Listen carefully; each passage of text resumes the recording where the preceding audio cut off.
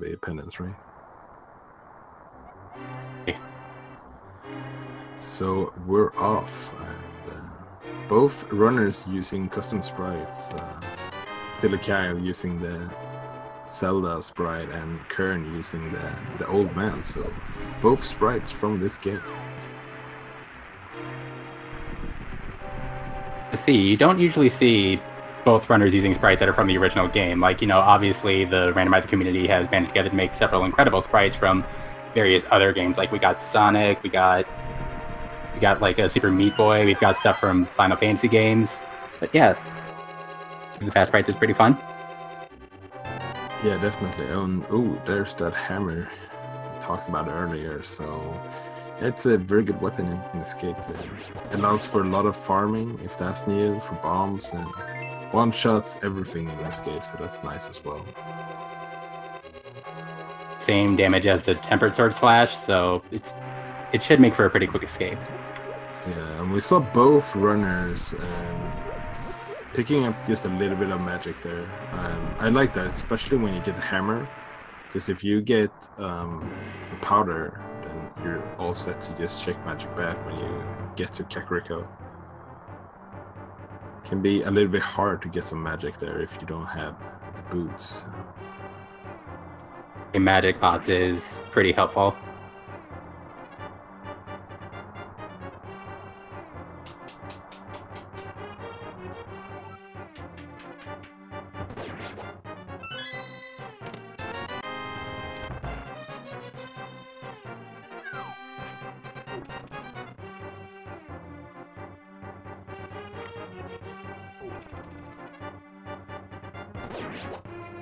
So both runners here just doing very limited farming on the way down, which makes a lot of sense because there's a pretty good chance that he might find some bombs in one of the chests here.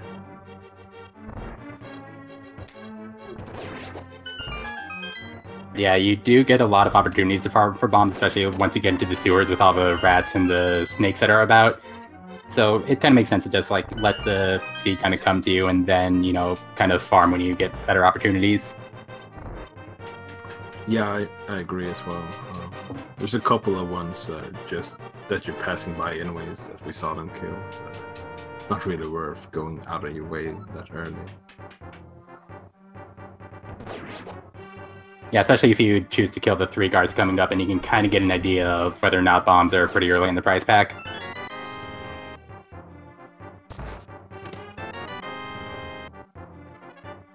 Oh, there's a boomerang that it could be interesting because they could check the stun route, and if that's a bomb, then they're set to go. But, there's definitely no guarantee of bombs being the stun route. But it's interesting having that option at least.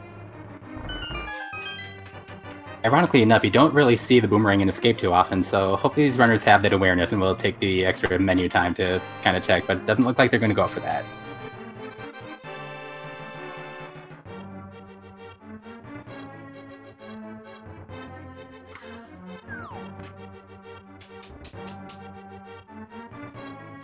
Showing off one of my favorite things with some of the sprites, the twin escape with Zelda. Yeah, I was just thinking about that as well. I don't see a lot of runners using the Zelda sprite. It looks pretty funny. Ooh, there's an 8 bomb drop for both our runners.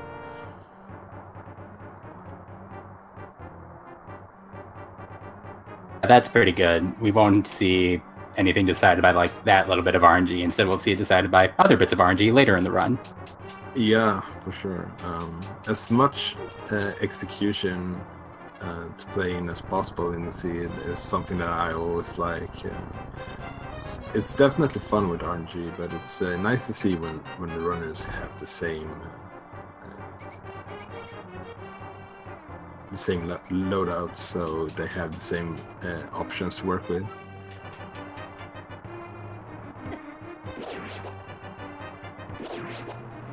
Yeah, that's part of the reason why, in case they have to fight Aghanim, the blue balls get randomized in these. Like the number of blue balls that you get in a seed gets kind of set before you play it, just to like ensure that there's fairness and the game kind of like win a race based on how well you play the seed and not what luck you get. Yeah, that makes a lot of sense.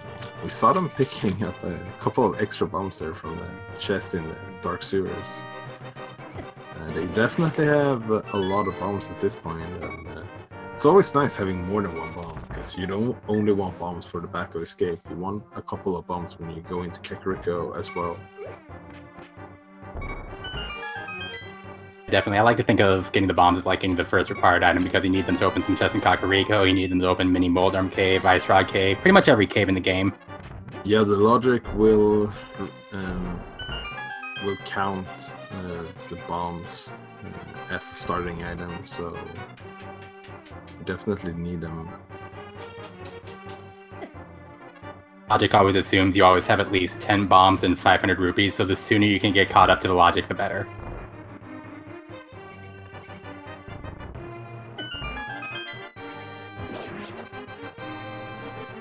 So both are runners exiting escape at the same moment here. I think it was 6 minutes and 5 seconds. So yeah, both our runners should have known that that was the map. I didn't really keep track of that myself, to be honest. But it's interesting to see that both of them opened that chest, even though they could have figured out it was the map. But you're so very rarely checking your items in escape that it makes sense. Yeah, most of the times you pick up the map before you get to Sanctuary, so it's probably just some muscle memory kicking in. Off of Qirn's side, Qirn's side, and we got blue pendant on Desert, green pendant on Tower of Hera, and normal pendant on Eastern.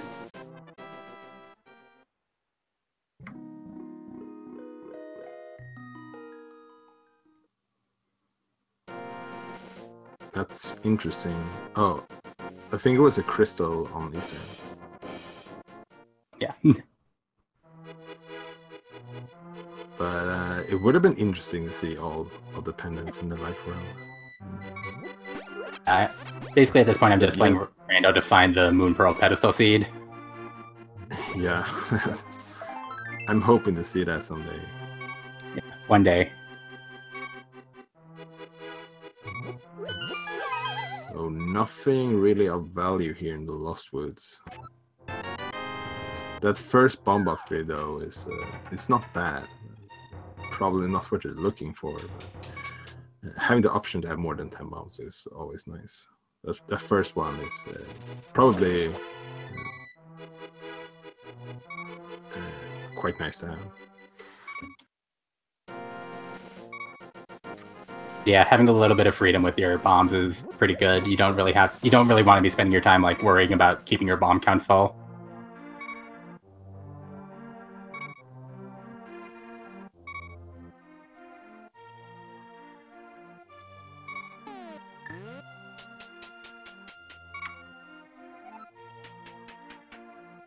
So Blindside not giving us progression so far, but giving us a couple of nice safes here, a hard container and half magic. Half magic is never something you need, but it's always nice to have. Yeah, I think the only time the logic would require you to have half magic is if you don't have any bottles and you have to do spy cape. If you have the cape, you need half magic. If you don't have bottles, same goes with fighting Trinex with the hammer. But those are very rare to happen. So I didn't realize that about the boss logic with Trinex. yeah.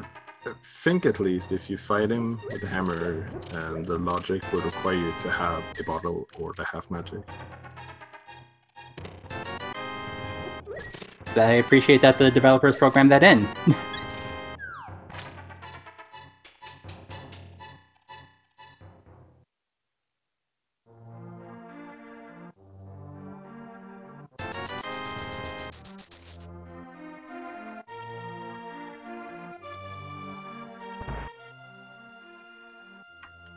Ooh, there's a mirror. Doesn't unlock anything at the moment, but that's gonna be very nice to have when you enter the Dark World, and also when you're making that first trip up the mountain.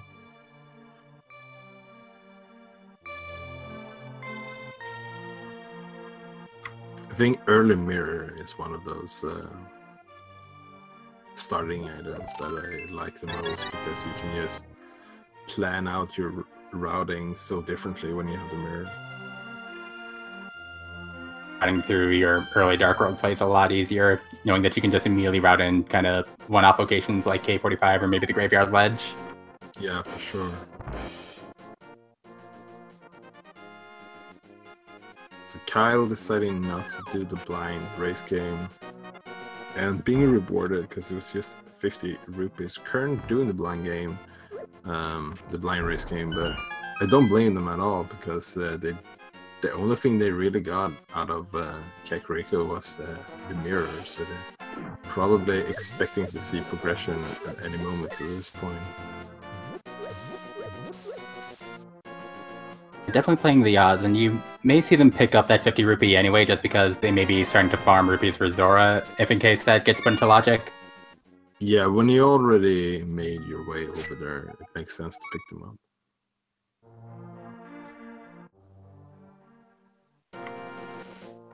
And there's everyone's favorite cape. Usually it does not... It's usually not a good sign early on.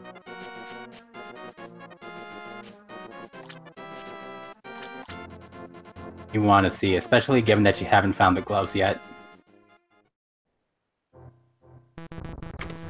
And both runners here making use of that mirror straight away to use that mirror block glitch to just erase the blocks, so they can do the dam in one single go instead of having to re-enter it.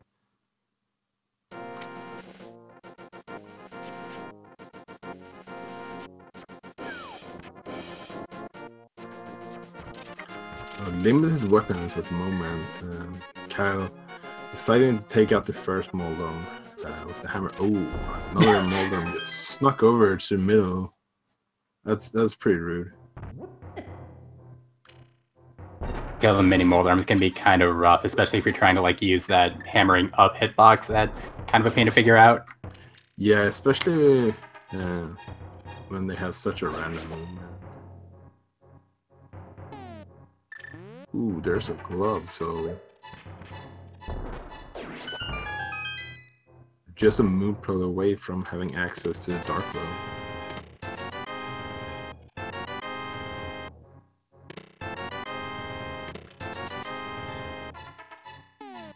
So now you may be thinking that that cape may be required for the bumper ledge, or maybe we will see an early Spike Cave play. Yeah, maybe that half magic will come into play after all.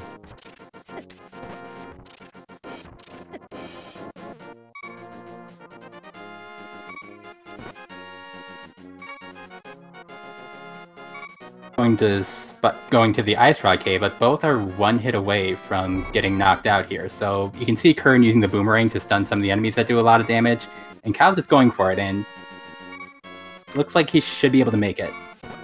Yeah, these crabs are pretty scary early on if you don't have too many hearts. It's almost like a taste of what the Dark World is going to bring to you, because they basically do Dark World damage. Rewarded with 10 mostly useless arrows at this point. Yeah, until we find that bow, won't have too much use of them.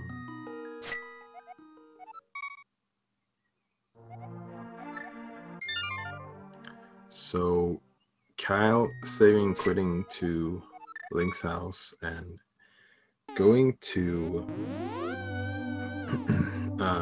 the eastern area, while Qirn did the same, but then decided not to, so they might be going up the mountain instead.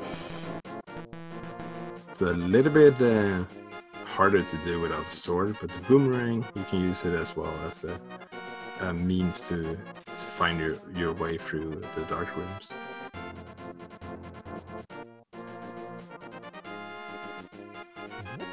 And Sahasrah's HUD having that Moon Pearl as well as the Bombo, so that's Dark World access for Kyle at this point.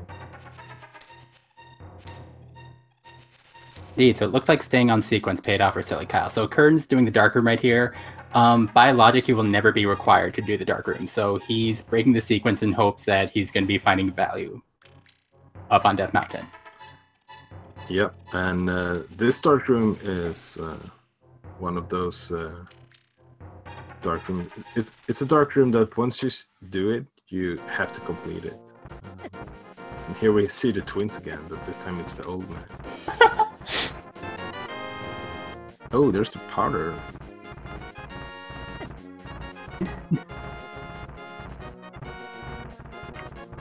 Kyle is just heading straight to Hype Cave. It's... Oh, not having any bombs though, so... Only got that blue mail, so... Hype Cave started out pretty good, I would say. Well, just gonna have to wait and see if the rest can hold up with that. Generally happy to find blue mail, especially when it's looking like Blind's going to be the first boss you kill. Yeah, and at this point, if they decide to go to Blind, they're just gonna have the hammer to attack him with. And, speaking of Blind, seems like Thieves Town is our last pendant, while Turtle Rock was a 5/6 crystal. I'm not sure what the other one was. It seems like it's Ice Palace. According to our tracker Nipboy, it looks like Ice Palace and Turtle Rock were the Pyramid Fairy Crystals.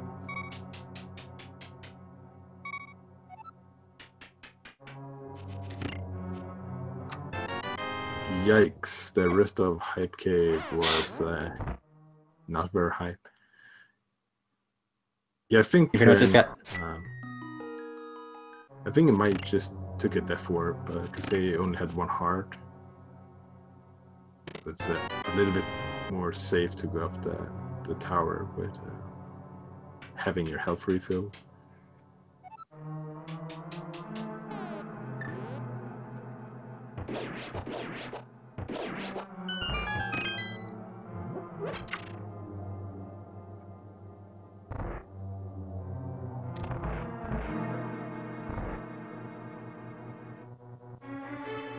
One thing this sequence break is going to allow Qirn to do is, he looks like he's going to continue on to grab the green pendant here, so he'll be able to route that in when he gets his Moon Pearl, which is going to be kind of nice for him.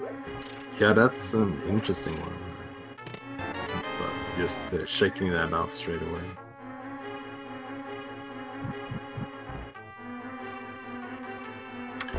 And having the hammer gives them access to the rest of the Dark World, not the rest of the Dark World, but the rest of the mountain on the east side as well.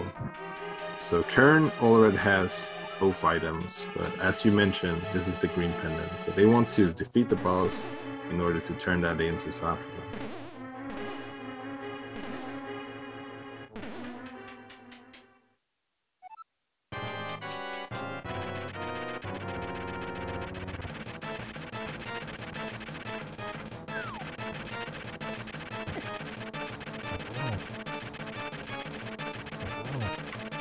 Getting 2 hits in, very nicely there. Just need one more, and there's a Moldorm down. Kind of missed what was on Ray's digging game.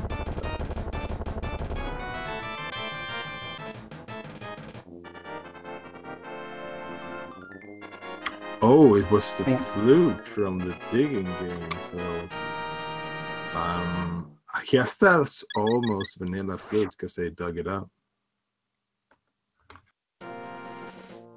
Yeah, use the shovel to get the flute. Yeah, makes sense. Yeah, use a different shovel at a different location.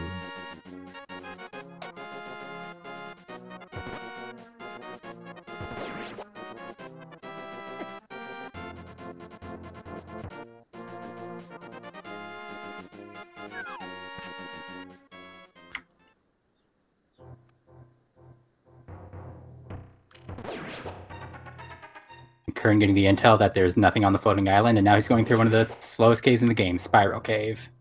Yeah, Qirn is probably hoping that It's, the Paradox Cave coming up here is gonna have something really good because they haven't really gotten anything except for the powder up here on the mountain. And sillykyle going up to the mountain as well. This is now in logic for them because they have the flute, so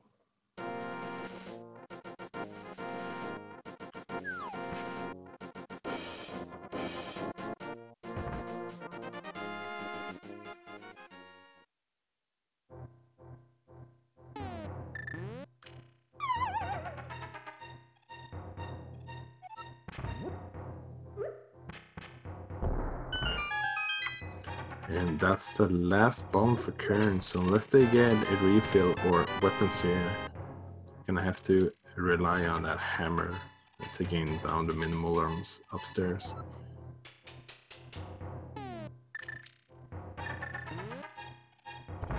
guess they have a B as well, so they could use that. They could try B strats on the mold arms. Wow, that was Hammer. really, yeah, that was solid.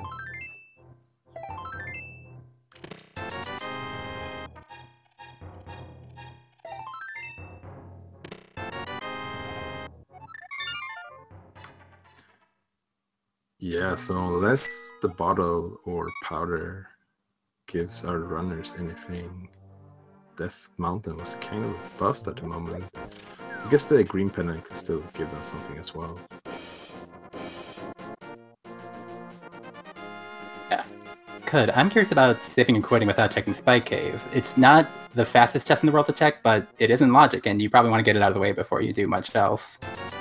Yeah, the problem is that Qirn hasn't picked up that moon pearl yet. Yeah.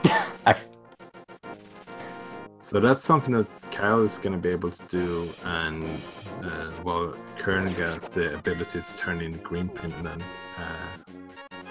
at his first routing into Sasha, like I said. So just going to have to wait and see if any of those turn out to be something.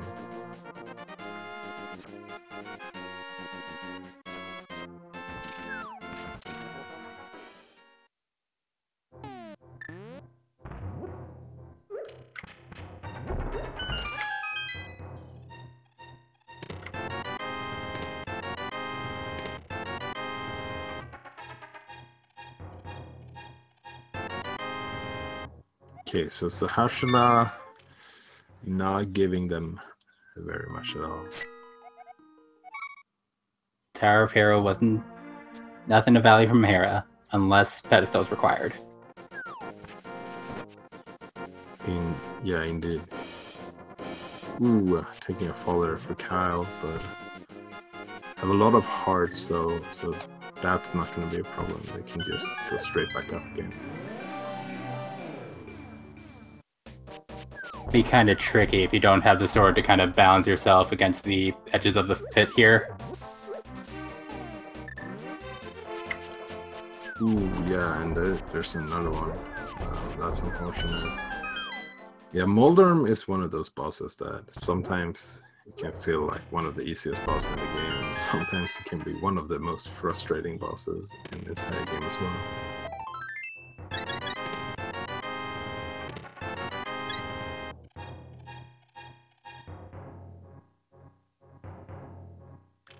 And there we go. Cal taking down Molder. And doing some extra hammer pounds to kind of take out his frustration. Yeah, just making sure that Molder is not coming back again.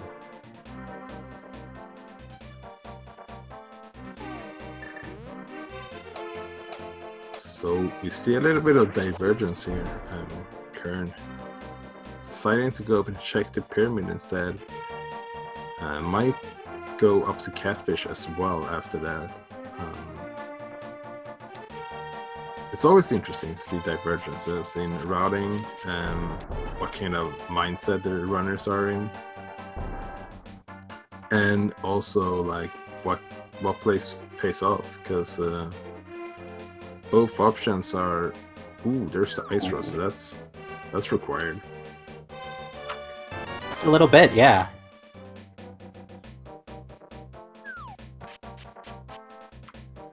I'm not thinking of routing in Pyramid Fairy with the Yeah, that's very true. You can't do that this time.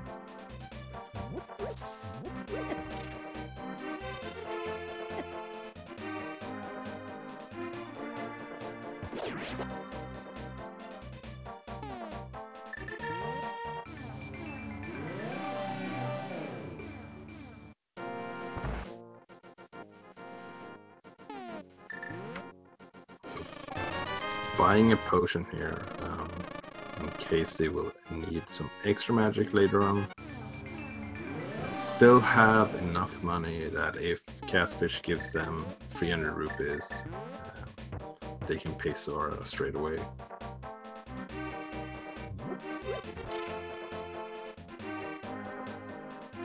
Oh, makes sense. If safeties are on your path, you always want to pick the safeties up. Yeah, especially when you're still swordless.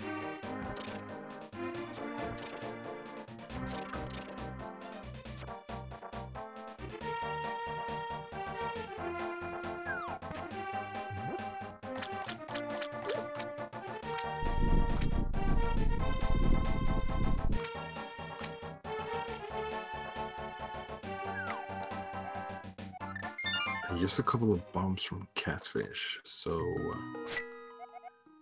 since we got the Moon Pro, we have seen a couple of good items, but it's not really been an explosive Dark World at the moment.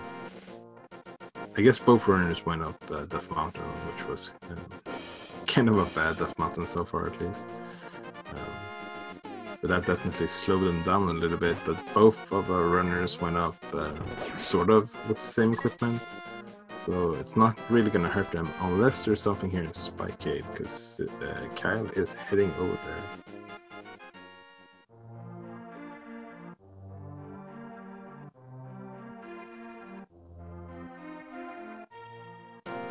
This is where the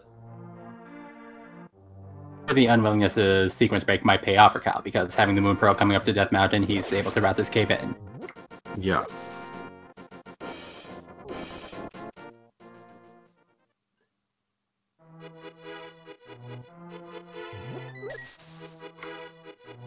Yeah, Qirn might not go back up to the mountain until they have Titan Smiths. And even then they may... Oh, there's Titan Smiths.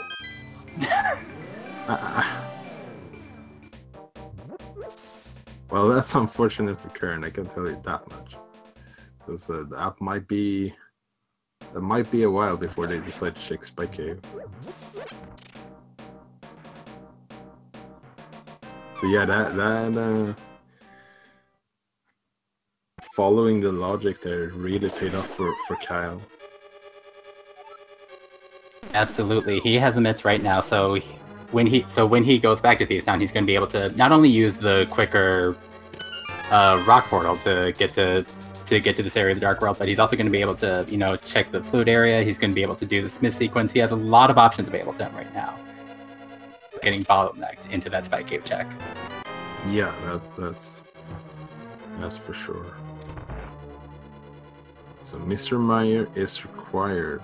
You might see a medallion check here. Ooh, it was a little bit fast for me. Didn't really see it. That out either.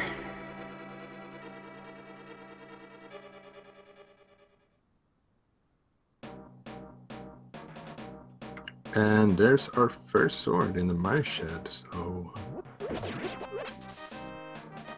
that's definitely welcome to see. And there we see it again. It's Ether to get into Meyer.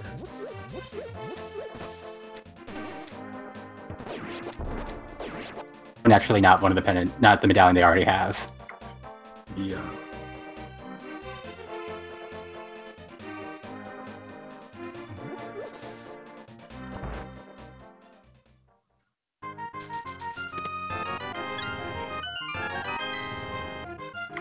So already being in the area, Kyle is gonna at first see what's on the ledge here on the desert. Oh, it's the mushroom. Okay. And then probably gonna head in as well, just to see if it's boots lock. Maybe we can get an item or two in here.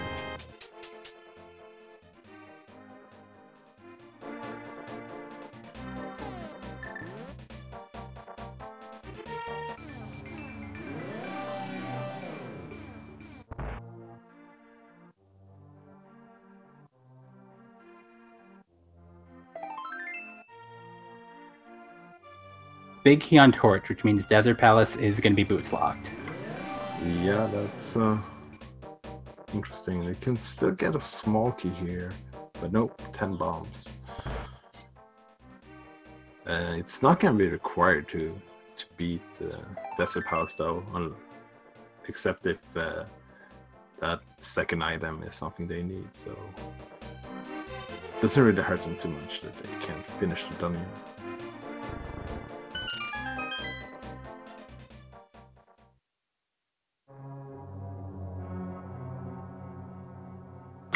And here we see the third pendant dungeon being dipped into. Oof! Great fight! Wow. Both runners there. That was pretty amazing. So, Desert Ledge, Mushroom led to Bow, and First Chest in Feast Town had the flippers, both of which are required in the seed. Al going straight to Pod in Eastern. Out on the Pyramid Ledge item for a little bit longer here, so hopefully he finds a way to route that in pretty soon. Yeah, but having the bow and the mirror, can just do both of these crystal dungeons straight away if they're comfortable with the dark rooms. And since they're heading over here, I'm gonna guess that they are. Also having that sword. Oof, there's another good find. Boots from Feaston as well.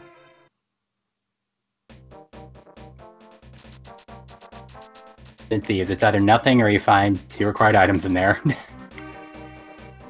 Yeah, and both of them in the front as well, so you can just mirror out. There's still some items in the back, but having those 2 items already from Feaston, I think Qirn is pretty happy with that play.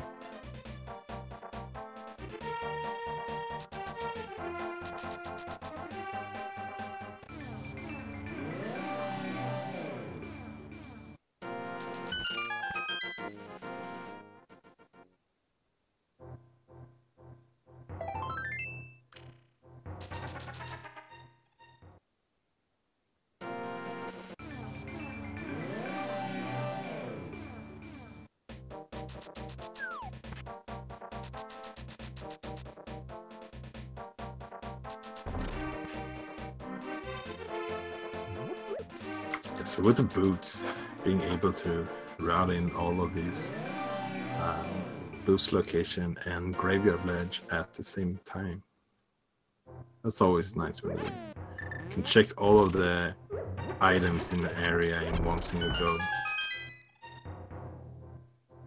A graveyard ledge can be one of those areas where it's just always on its own up there, so if you can check a couple locations with it, that's always nice to see.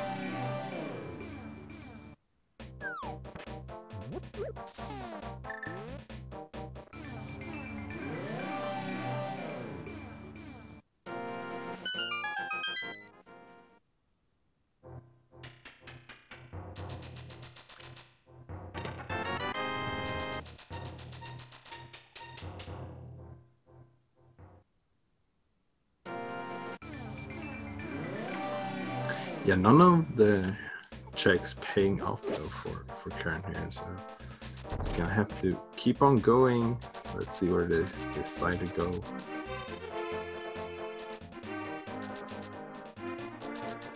Yeah, dashing without a sword is a little bit dangerous sometimes because you can take a lot of accidental damage by doing it. I sometimes find yourself just running into enemies like that.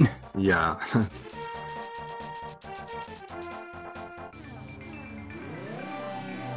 So I think we're gonna see a magic bat check here, and ooh, Cow getting the lamp in Palace of Darkness, so it's not gonna be too much darkness in here.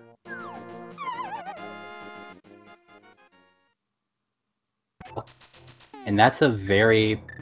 I'm sure these runners are comfortable with dark rooms, but you never want to do dark rooms, so getting the lamp just before you have to do dark rooms is probably a welcome sight. Yeah. It might make the dark rooms faster, for example.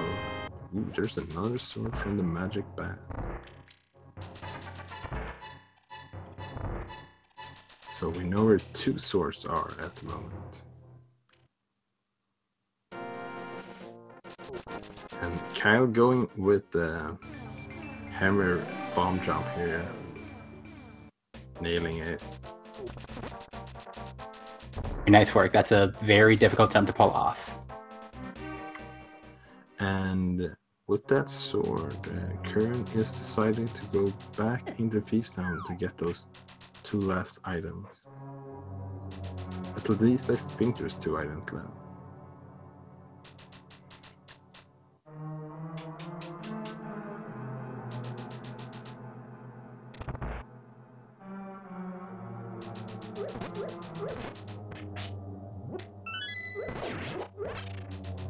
We'll be able to see what the item count of Thieves Town is once he has to menu over to bombs.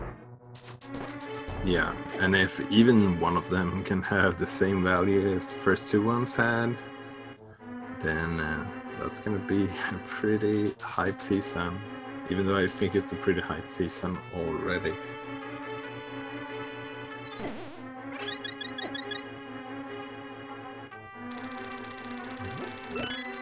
So Kyle there deciding to spend a little extra time in the basement just to farm some extra money because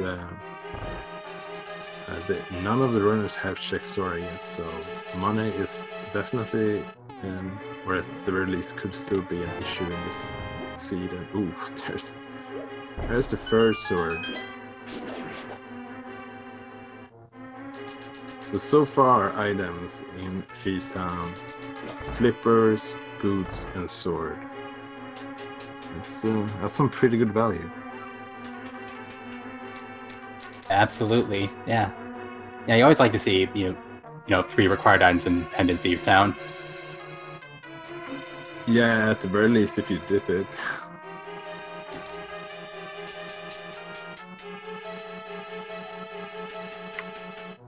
Yeah, Thieves Town is one of those locations in the Dark World that more or less all of them will be open.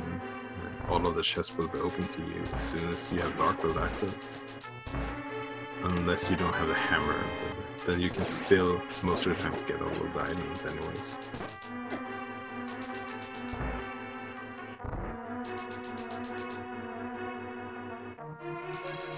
But yeah, which is why some runners will like to check this as soon as they can, just because it's pretty much all overworld locations, and you just want to like get it out of the way and not have it weighing on their mind. But for other runners, like it may be a while until they make this play. Yeah, especially having the Titans mates opens up a couple of new locations for them. I guess it doesn't open up too many locations right now, but sooner or later it will open up a couple of other dungeons and stuff like that as well.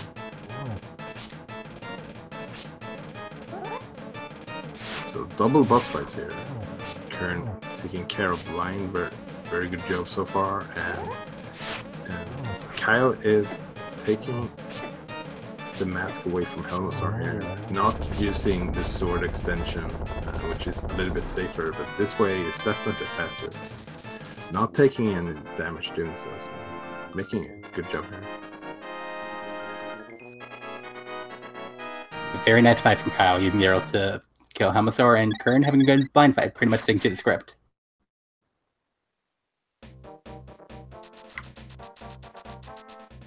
Yeah, and with that, Qirn has 2 pendants, and Kyle gets the first crystal of the game.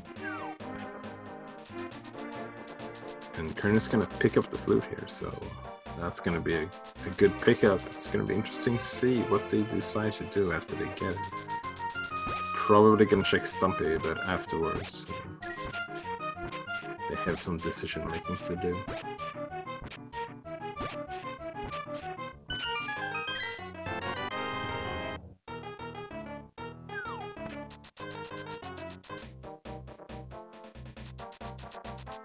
He does have flippers and 500 rupees, so we may see a Zora play here shortly.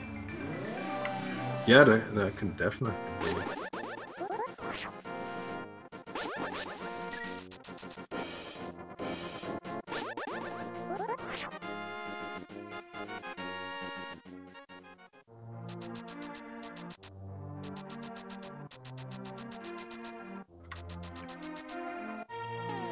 Okay, I was uncertain for a while, and I was like, what is Qirn doing? But yeah, they need to activate the flute that they just got.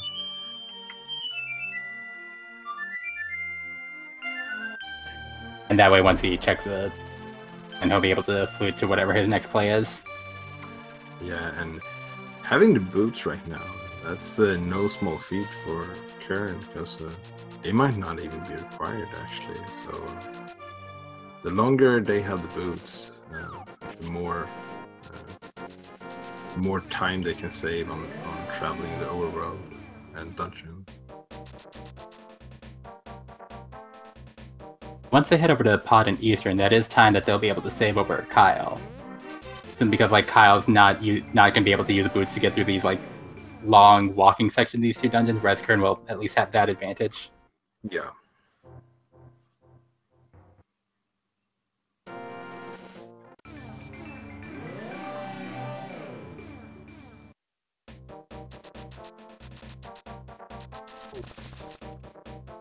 When they don't represent that much of a time save, like it's maybe like,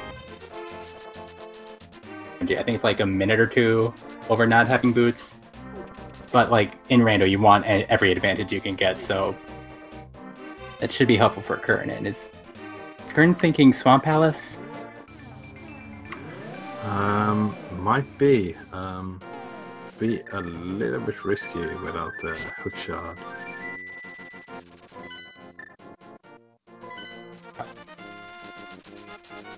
So it looks like they might be going for these flipper locations that you mentioned earlier.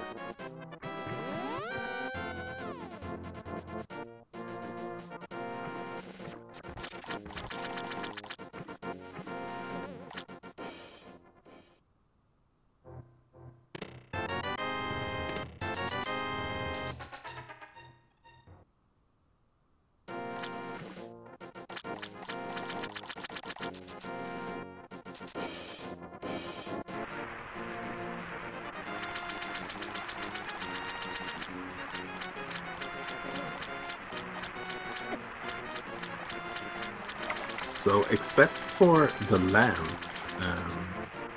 Eastern and Pod hasn't really given out anything at all that we really need for logic.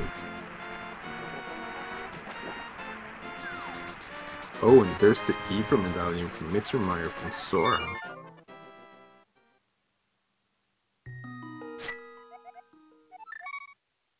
Yeah, but that's a pretty solid play he just made.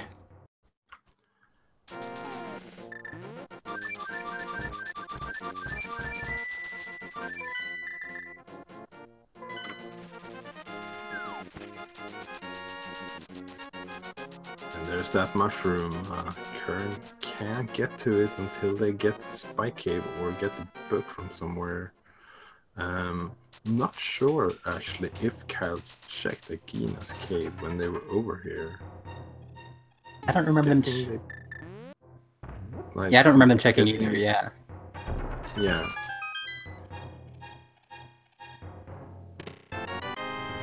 Okay. If they did or did not, it's not gonna make too much of a difference, as we just found out. So. Whoa! I did not know you could do that. Kyle picking up a bomb and bypassing the portal outside of Eastern Palace. That was pretty cool. Thing to know in case you're in a situation like that where like you forget that you have a green pendant on your way to the hospital, or maybe you're just maybe that's a faster way to route that in.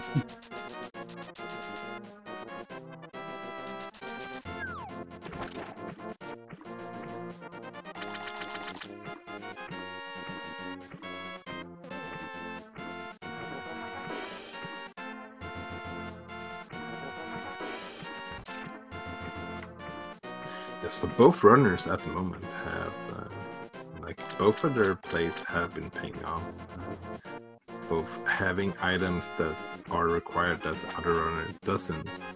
Kyle is in Village of Outcast now, so they might go into Feastown though, and that will give them a couple of good items, as we know.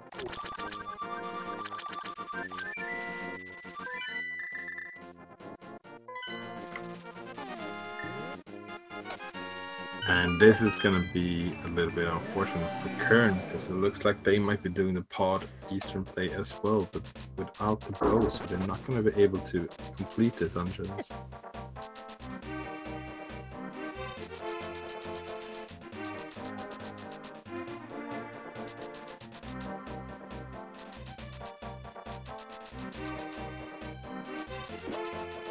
Yeah, so with the 10 minutes being in Spike Cave, that location right now is kind of an orphan for Qirn. Like, it's kind of isolated all the way up on Death Mountain, so that's walk to get there and then a long walk through the spikes. So he may be trying to put that off just because he thinks it might be a time waste, but yeah, that's we kind of know its value. That makes a lot of sense in that regard, for sure, because you just want to go by chest density, then this is definitely the play to do. You have a lot of items. You have 5 in pod and 3 in Eastern. So.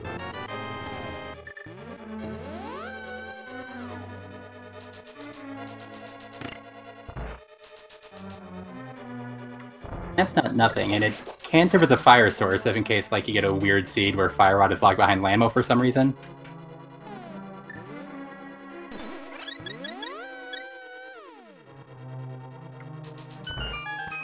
Yeah, for sure. There's a couple of locations that require the lamp or a fire source. So Mr. Meyer is one of them as well. And Qirn doing the potion glitch here in order to bypass this room, not having the bow.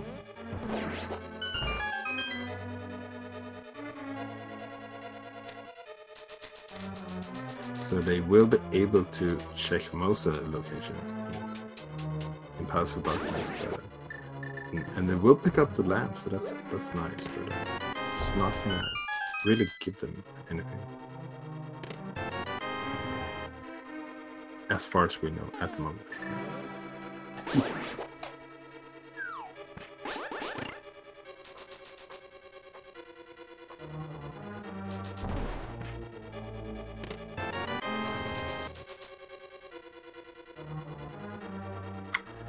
And worth noting that Kyle decided to go to the back as well in Feastown, so they will be picking up that Massive Sword.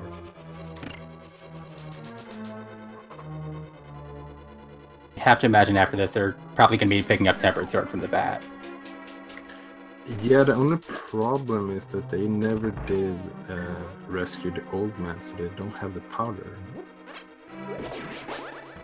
Because they didn't have a sword at the moment, so they skipped that dark cave. Which runner has which items? I'm sorry? I just was kind of forgetting like which runner had which items. Oh yeah, it's definitely hard to keep track on something. So the way Qirn is routing this is gonna, like, it makes sense to go to the back, so you don't, because they don't have another bottle to do the potion glitch, so they can just mirror and do that room over again, but also makes them have to do this room in the dark because they haven't picked up that lantern yet. But it doesn't seem to be too much of a problem doing this in the dark for Qirn.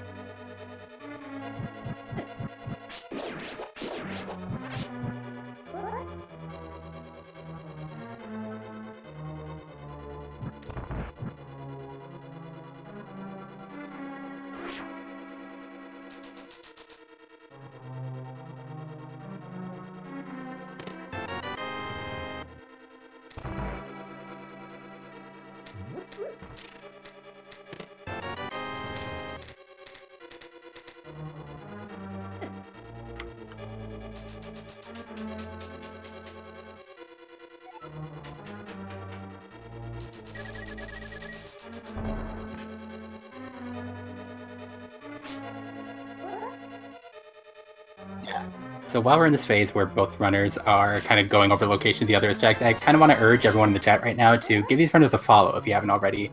They've worked really hard to get their games up to this level where they're 3 and 2, and you know, giving them a follow on their Twitch streams would be very helpful to them. So yeah, go ahead and do that. Yeah, for sure. Both of these runners are doing a really great job at the moment, and also big shoutouts to our tracker Nifboy, keeping track of everything going on here in this race. It's definitely a pretty tough job to do sometimes.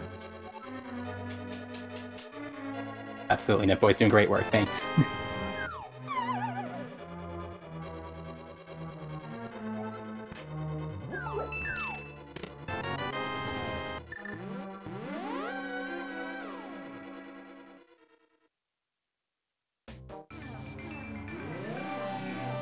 So with Titansmiths, Kyle can do all of this Smith sequence.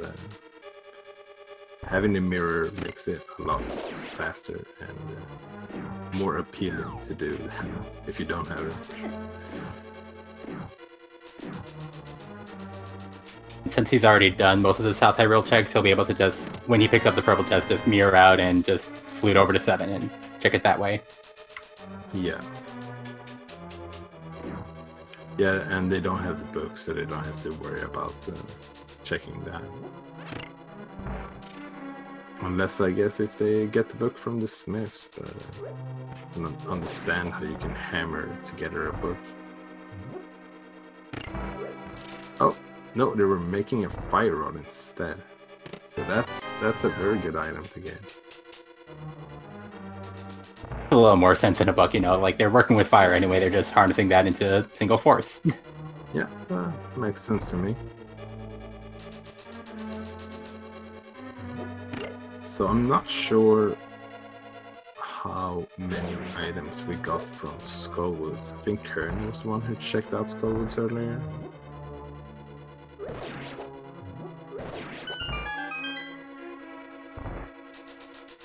So if there's 1 or 2 items in the back, that's some new access to a couple of items for them. So already done the south part of the mirror checks. Kyle is deciding to check the north ones instead here with the purple chest, and probably fluting over to 7 afterwards.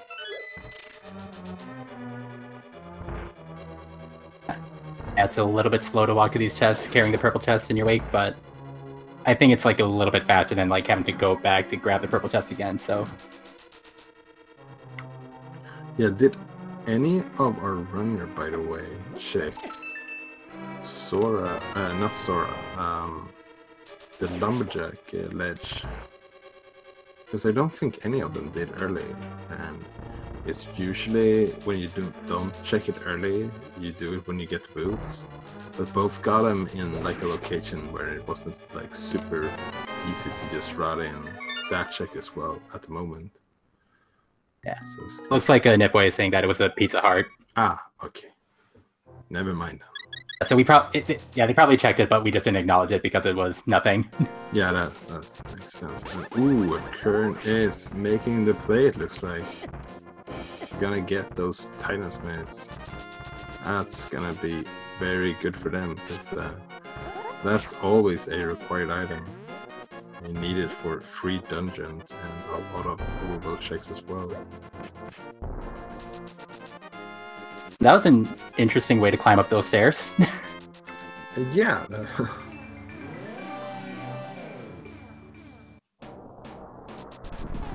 Might be that Qirn is realizing that this is more or less their last item location in Logic at the moment, so taking out some frustration for getting the progression.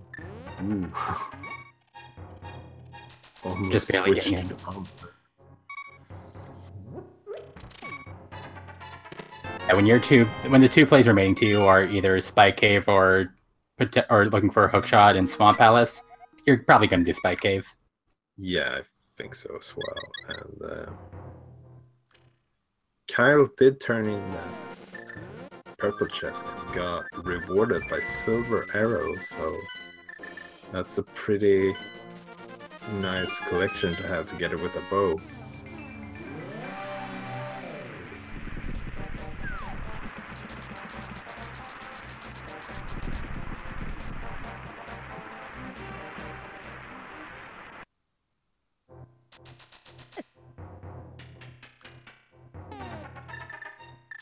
So something that the boots unlock, except for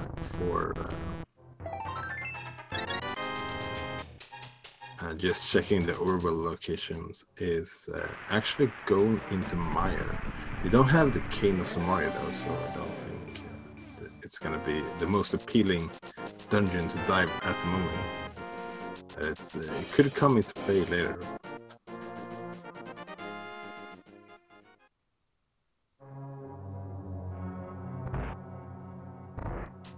Absolutely could. So at this point, Qirn, he is going to double dip Palace of Darkness, the Eastern Palace, and Skull Woods, which is one advantage that Kyle has.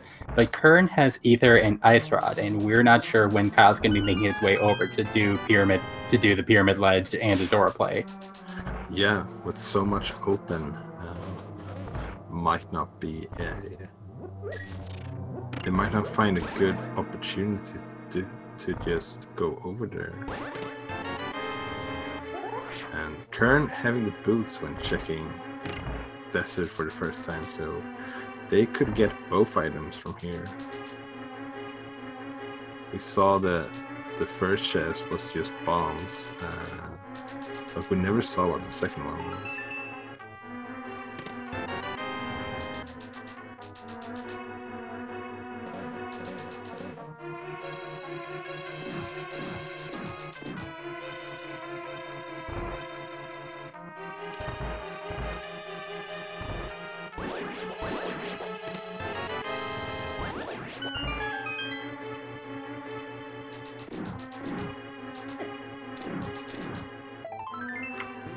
Just a little piece of heart, so that's not really what Qirn was hoping to see, most likely.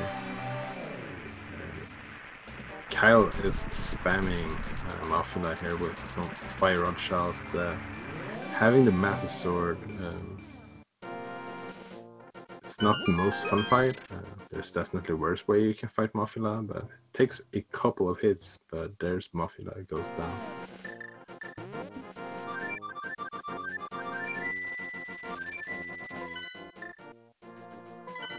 It's definitely a fight you want to do fast if you can, and having Master Sword definitely hinders your ability to do it fast. Yeah, and Qirn buying potions, please turn in that mushroom as well. No, okay, that's unfortunate. Heading over to Ice Palace. They could complete the dungeon, even though it might not be in logic. Both the hookshot and the King of Samaria could be required for Ice Palace, but not always. And looks like Kyle is making the same play.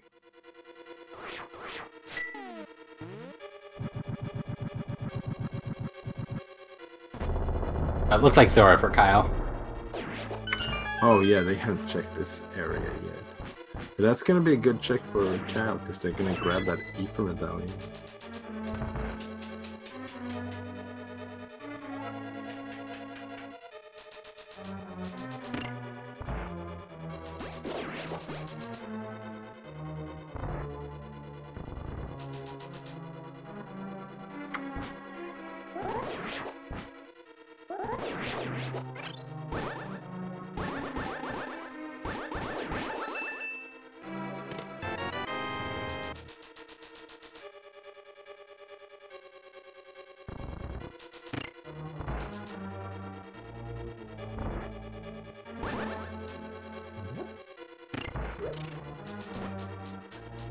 So Qirn going in here before going to the smith, they're still going to be able to full clear it.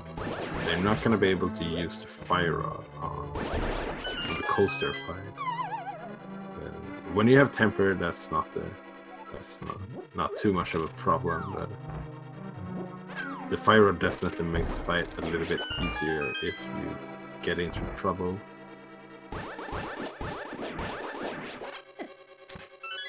Having fire rod and half magic for cold stare is always a very fun fight. Yeah, you can just spam that fire rod for days, it feels like. But with bombos, Very you just have to ice sit. spells. Oh, go Yeah, ahead. first try. But no, I was just gonna say that, like, having bombos, you have to sit through the cutscene to kill some of the enemies, and then, like, you have to hope that your sword game's on point when you get to the boss. Yeah, for sure. So Kyle picking up that powder now, so that's gonna give them access to the third sword if they decide to check that later on.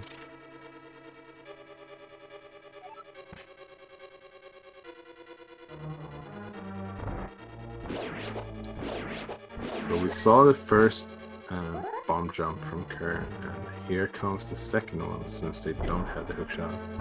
And nailing that one as well. Nice, getting through the jelly with no problem.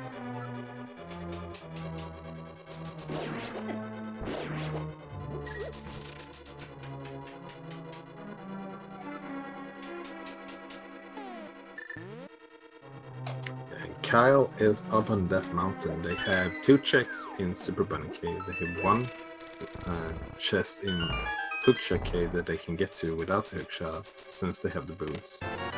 And we're gonna be able to see what medallion is required for Third Rock. Odds are that they already have the medallion, but it could be quite.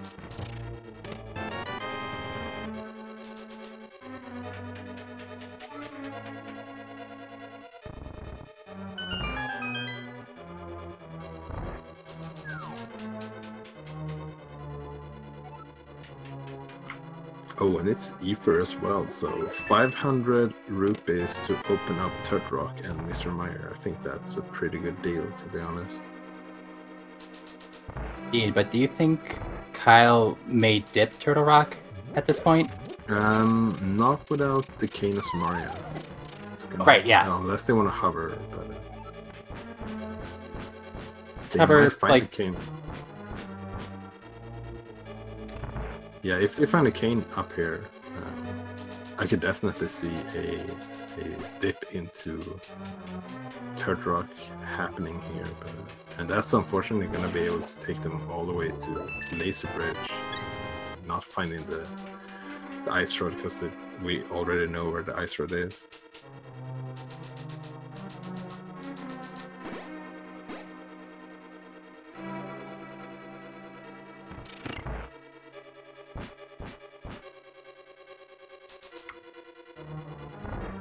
Not too much of value in those chests here on Dark Death Mountain. All of the options right now is starting to get like worse and worse. You can go into Swamp Palace without the hookshot, or you can go into Mr. Meyer without the Cane of Samaria. Oh, there's the Cane of Samaria in Ice Palace.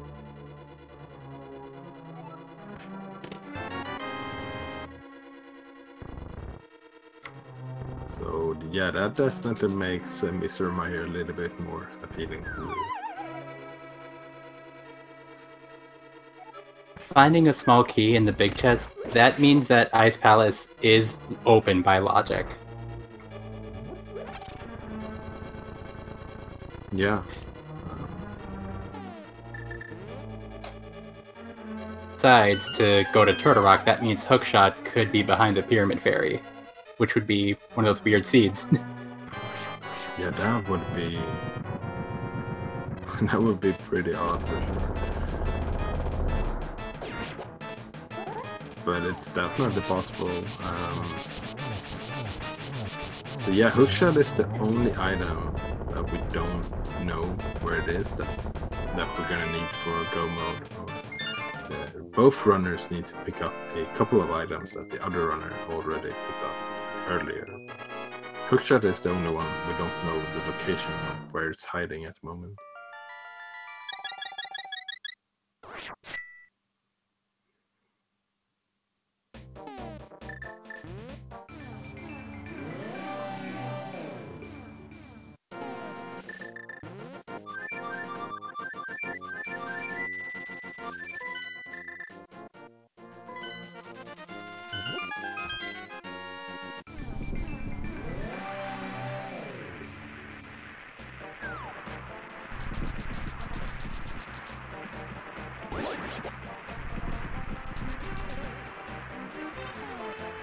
So Qirn going to Misery Mire.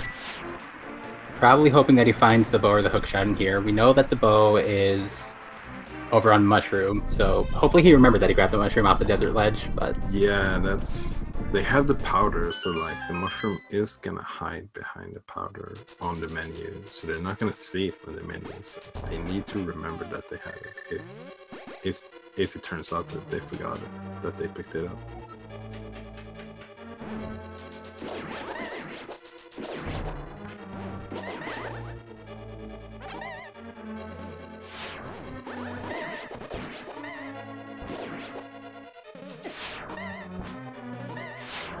Oh, Kyle making the bomb jump but then falling after getting through. That's unfortunate.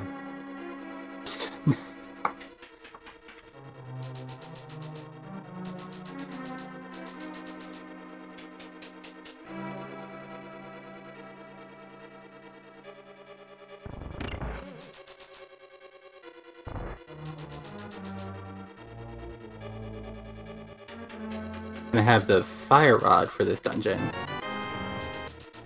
So yeah, if there's something left side, that's gonna take forever to check, especially the vanilla bakey location. Yeah, that's it takes a little bit of extra time to check that with the lantern for sure.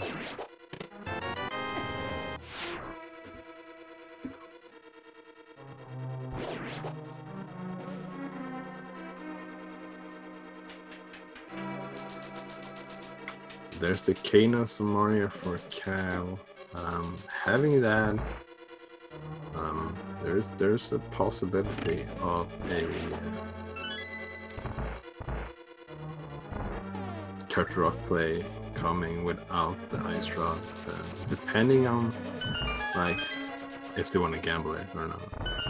I know like a lot of players like to gamble that sometimes, because the ice rod many times has been into Krog, so it's not a bad play to do. It's going to be very unfortunate if they decide to make that play.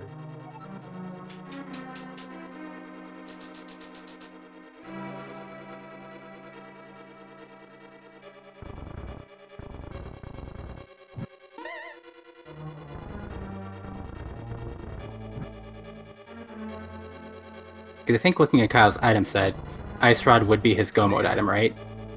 Hookshot as well. Right, yeah, okay. Yeah. Yeah, thank you, Nipboy, for tracking. And except for that, yeah, it's just Ice Rod. While Qirn still need to pick up that bow and fire rod as well as the hookshot.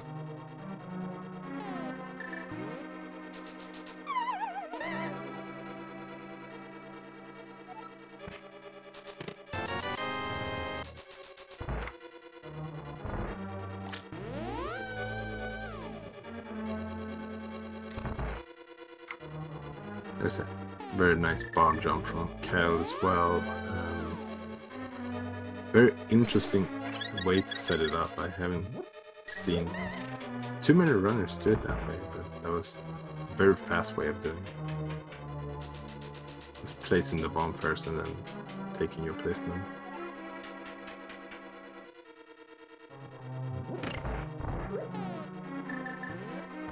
It's nice to see like how these runners' strats kind of differ. Like I think all the way back when Qirn was in Desert Palace, he had this really nice spin speed set up on the big chest in Desert, which is kind of cool to see. Yeah, there's so many different ways you can approach this game, so that's one of the appealing things of like seeing how different runners deal with different situations. That's when the randomized part kicks in as well, because you're gonna have like unique situations almost every seed, because you're not gonna get the same items in the same order.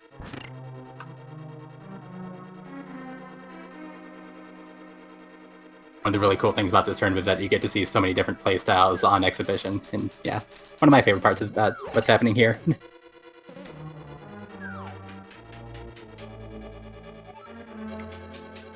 So, you're gonna see a Vitreous fight here. They don't have the bow or the silvers at the moment, but they have the cape and they have a temper sword. Also boots, so deciding just to dash through these small eyes.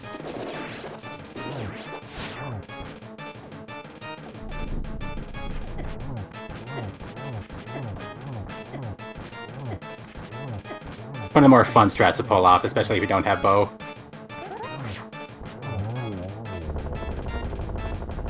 A nice sword kill from Qirn on Vitreous. Yeah, it was a very aggressive last phase there of Vitreous standing in the middle, so taking 1 heart of damage consistently, but making good work. And Kyle getting the spin to get them in the corner, and then just with the half magic just spamming off some fire rod shots here.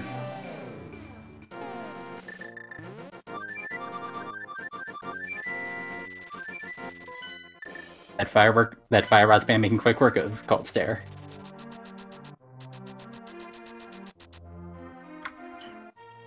Okay, so Qirn making his way to this portal at the Village of Outcasts, so they might be thinking of the Smith sequence, which would give them the fire rod. That would also put everything in Tetrarch in logic for them, including Trinex.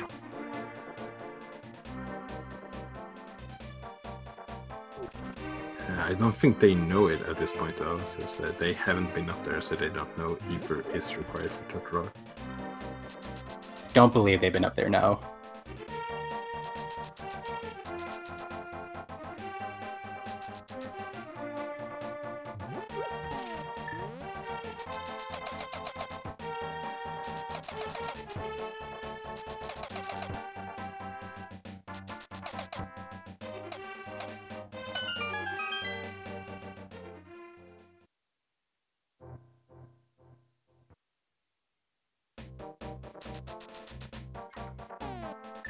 So yeah, if we're thinking about places where we can find a hookshot at the moment, there's actually basically everywhere except for the back of Swamp Palace.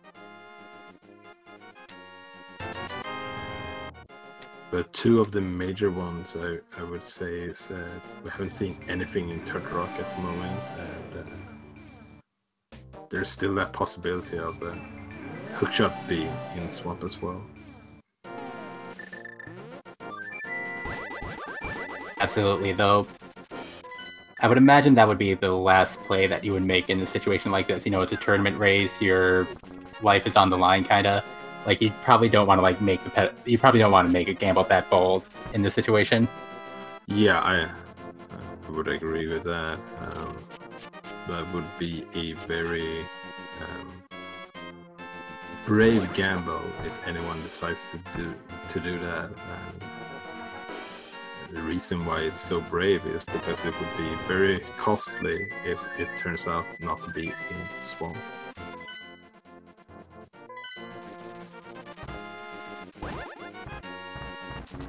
Because those 2 chests on the left side, if those are nothing, then you just kind of wasted all that time setting up the left side and going to the left side for nothing.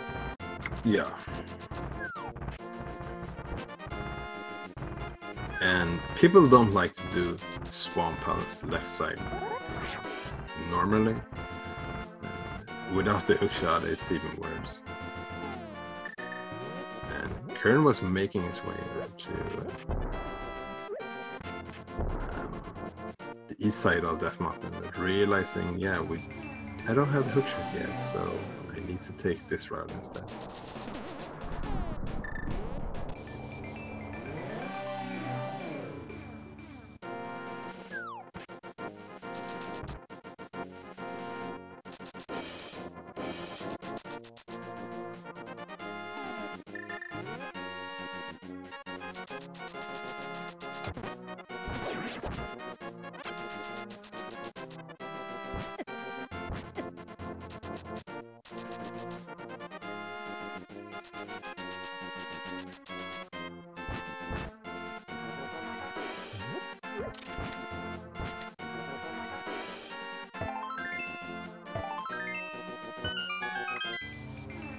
So Turtle having 5 items inside a dungeon. With a mirror you can check Mimic Cave as well, so that's an additional one. It also unlocks the pyramid fairy in a worst case scenario. Yeah, that's true. So.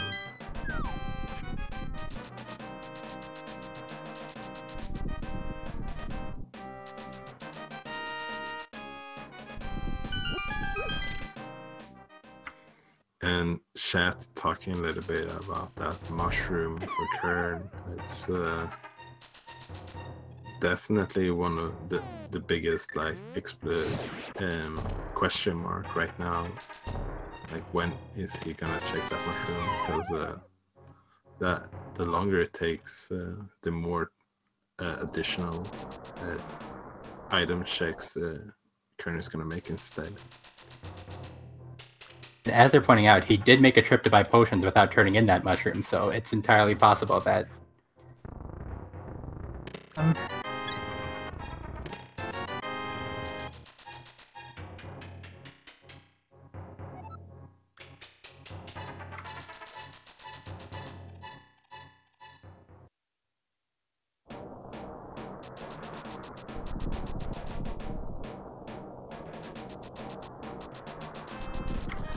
So into Turtle Rock we go. We'll see what kind of treasures we can pick out from here.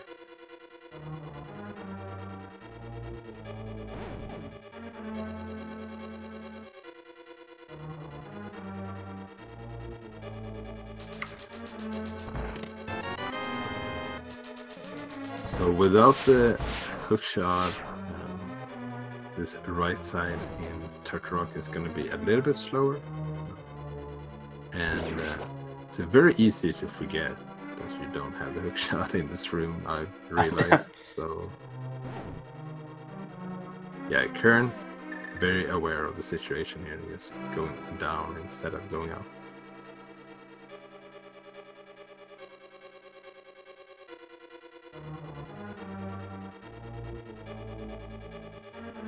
Slow right around the torches.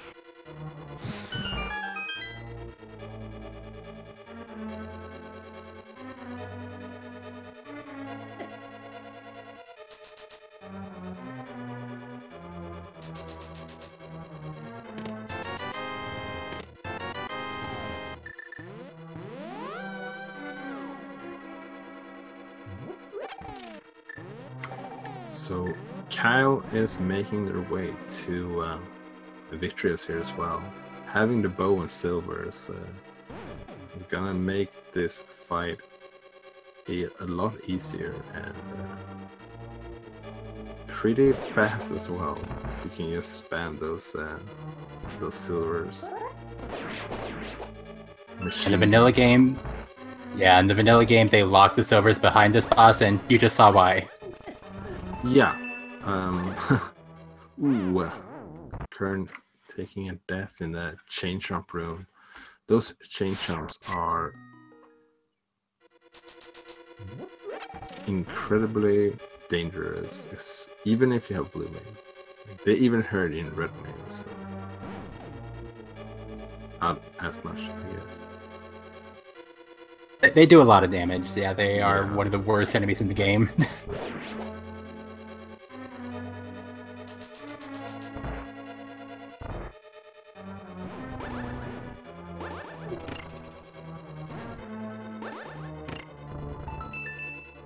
And Qirn going over to the right side.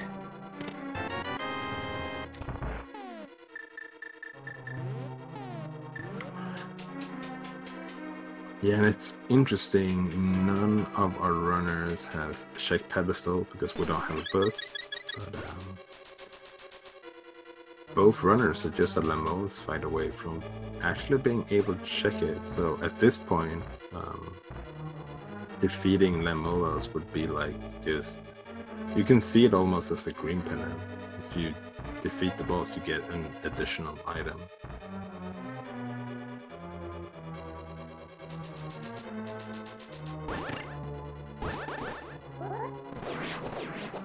We did see Qirn make the play into Desert Palace, but he left as soon as he got that second item, so maybe a while until he pulls the ped. Yeah, and we'll see here if Cal decides to do the same or go forward to Landmolas. And yeah, it kind of looks like Kyle is making the play.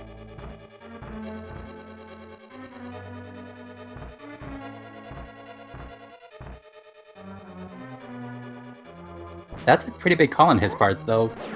He is missing Ice Rod and Hookshot, and he may not be willing to make that Turtle Rock dip until he finds that Ice Rod. Which, assuming this, reticence takes it. Yeah, for sure. Both of those items could be on pedestal, so...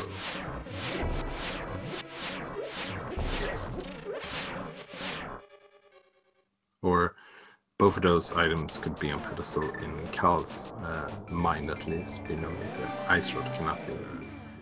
It's on the pyramid ledge.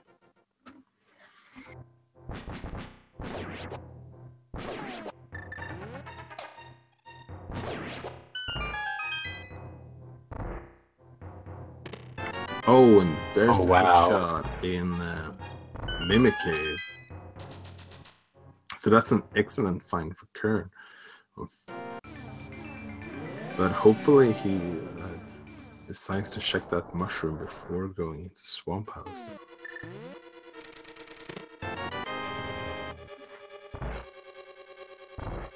Well, it would be huge for Qirn, but it all depends on whether or not they remember they have the mushroom. Yeah, and kind of got that blind pull ruined a little bit because there's not going to be a hook shot from pedestal from Kyle's side.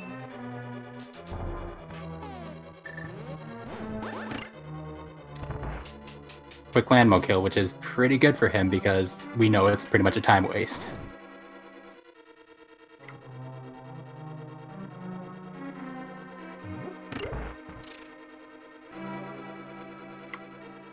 Yeah, for sure. There's nothing really... I guess there's some safeties that they could get from pedestal that would make the rest of the game a little bit easier, but they have a lot of hearts and they already have a lot of safeties as well, so probably not going to make too much of a difference.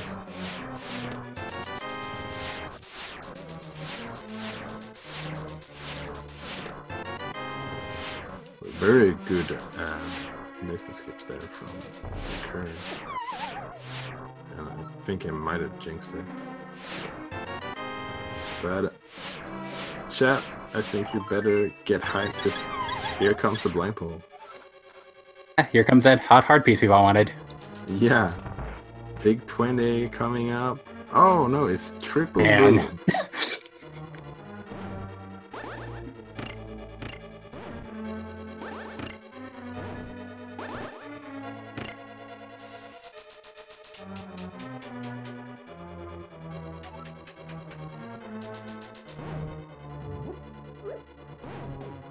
See, that may be telling him, hey, bombs. The pyramid needs a bomb sometimes. You might want to check that. Yeah, you talked about it earlier that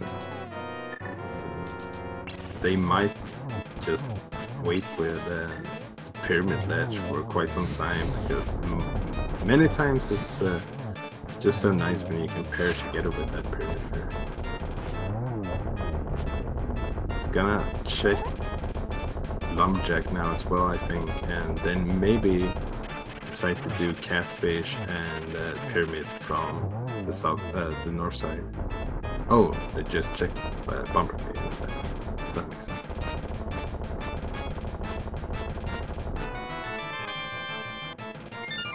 So there's Trinex down from Qirn, very solid fighter.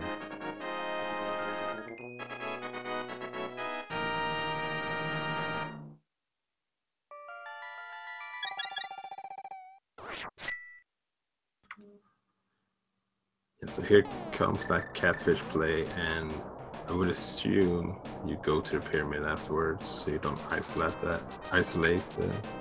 that area as well.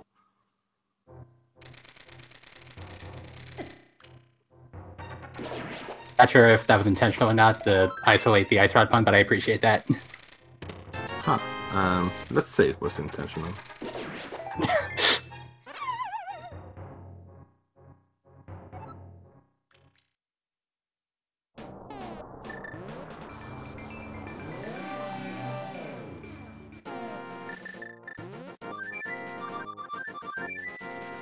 Be routing down the pyramid from here. There's no other reason to stay in the dark world. Yeah, and that's probably gonna put them on the path to Turtle Rock, which means that they will get that hook shot, which also means that Qirn's time is kind of limited at the moment. But they're making the swamp play, and like, I don't blame them at all if you don't remember that you have the mushroom, or even if you do remember that you have a mushroom at this point, you might just be like inclined to go here. There's 6 items in here.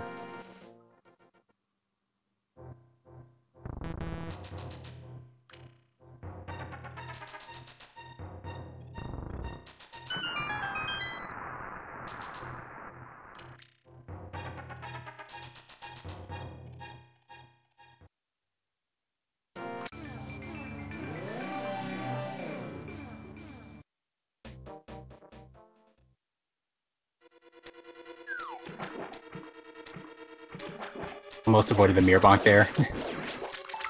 Yeah, mirror bunking is just worse.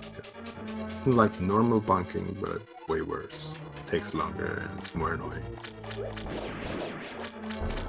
2 extra cutscenes, and then like that embarrassing little moment where like see yourself stuck in the overworld.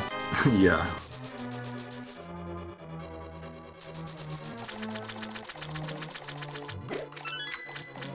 So yeah, Kyle heading straight up to Death Mountain.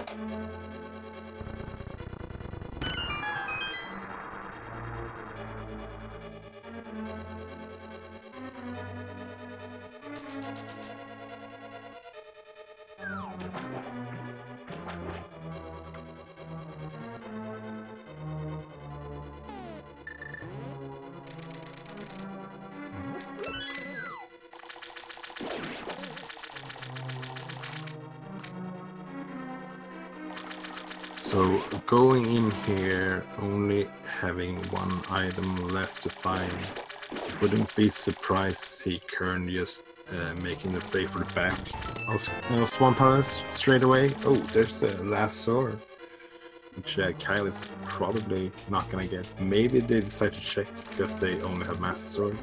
Might decide to check some chest in Swamp Palace. But that one is not usually one of those locations that you pick in that case. But yeah, so we see Qirn making the way to the back first, which makes sense. There's more items or more locations here in the back. So if they would to find that item, they don't have to do the left side. If Qirn is lucky here, they might be able to determine that both the map and the compass is on the left side, but nope, there's the map, so they might do the left side after all. you're in a situation where you're one item away from go mode, and it makes sense to rush the boss because you know you're getting the progression item in the form of the crystal, and if you can get the other item that you need, all the better. Yeah, for sure. Butter Sword from Qirn is interesting because, assuming Kyle goes into go mode here, he's probably not going to be finding either sword, and Master Sword Ganon is not the easiest fight. So, again, this is all contingent on Qirn remembering his mushroom, but that could be an advantage Qirn has. Yeah. They do have silvers though, so that fight against Ganon is not gonna be as hard as it could be. Also, having the half magic paired with the cape makes the Master Sword Ganon fight much safer, and you can do it a lot faster as well. It's especially that second phase on Ganon that's most annoying with the Master Sword. Definitely.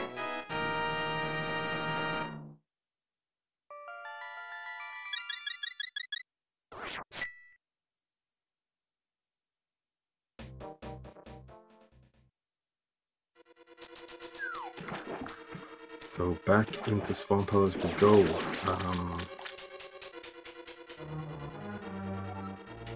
I would guess that afterwards it would be a good opportunity for Qirn to check the Pyramid Ferry, and after that maybe we see a play on that bow.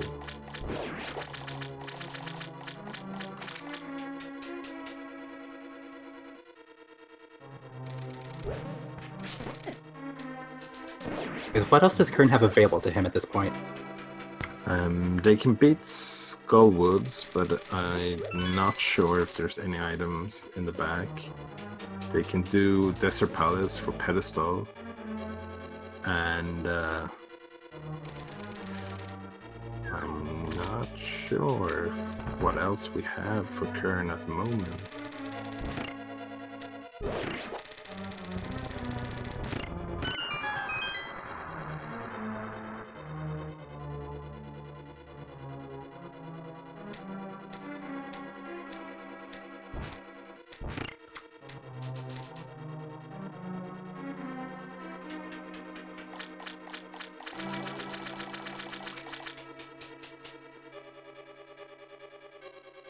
So Kyle is in Mimic Cave, is gonna enter go mode here.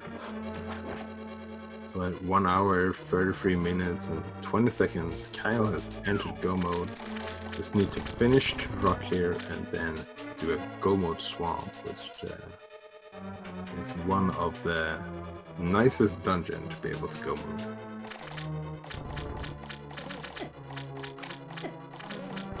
You only need to open up one single chest and just head straight to the back. And with boots, it's even faster. You just get to just run past every single chest in here. Yeah. Oh, there's a red mail. That's it's not a bad pickup, but it's not what Qirn needs at the moment. Qirn needs the bow and maybe time as well at this point, unfortunately for him.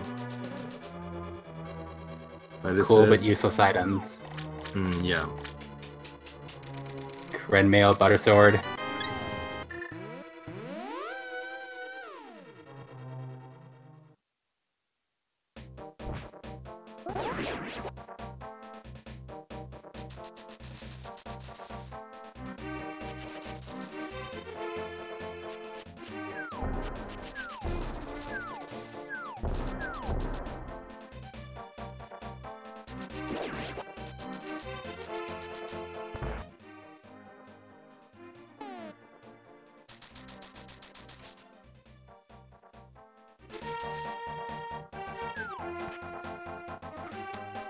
And Qirn leaving. Oh, okay, yeah, I see what they did. If you pass the screen there when the bomb is supposed to go off, makes the bomb just follow you instead. That's pretty cool.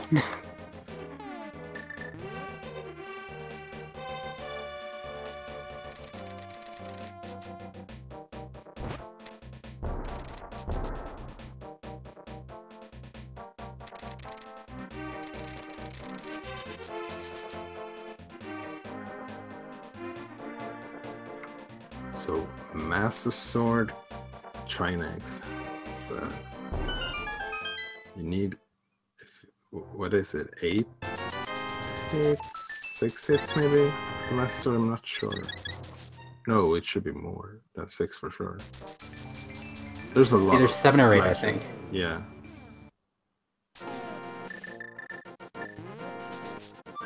Faster to use the hammer, but again, like, you'd be trying to adjust yourself to the hammer's hitbox, so... Oh! Qirn is doing the play.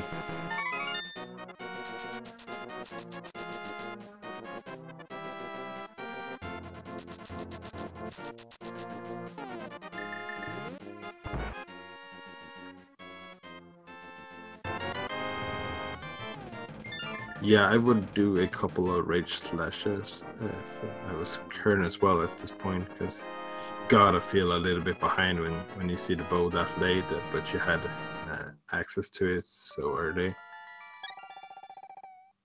Qirn has been in his pocket ever since like the 55-minute mark, like shortly after he got his mitts. Yeah, so Qirn is in go mode now as well.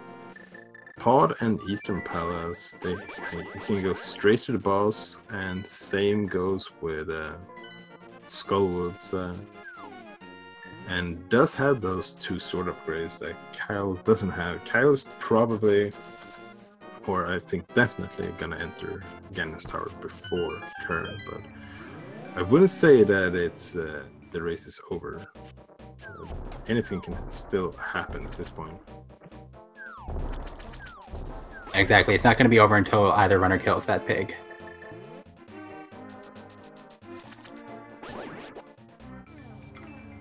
Yeah, so we'll see if Kyle decides to check any chest in here. I'll be a little bit surprised, to be honest, if they decide to check more than just that waterfall chest.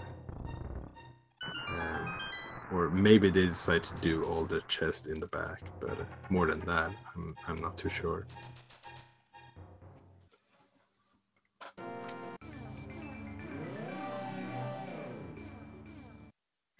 And both of these runners are definitely very good at this game. You can see both of them having 3 wins already in the tournament, so I don't think that the Master Sword fight is probably not scaring Kyle too much. It's just that it takes longer. That's the biggest issue with having the Master Sword fight. That's probably not scaring him. He definitely doesn't want to do it, I would imagine, but he's probably at least okay with it at 3 wins. Yeah, I would assume so as well.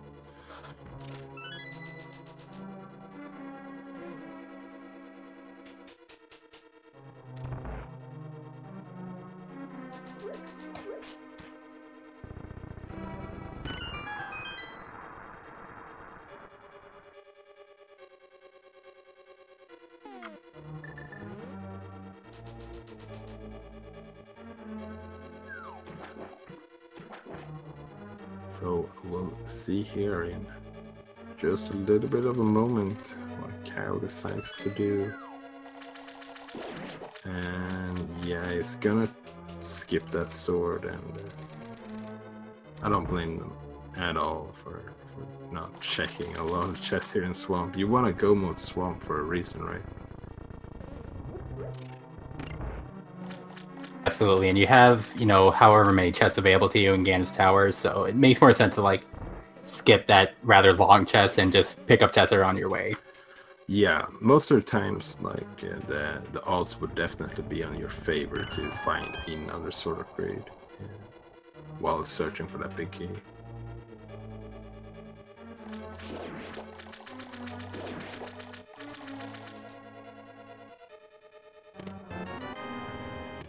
So yeah, checking the back chest here, they are that's a free additional chest that you can check, and they're pretty fast to check as well.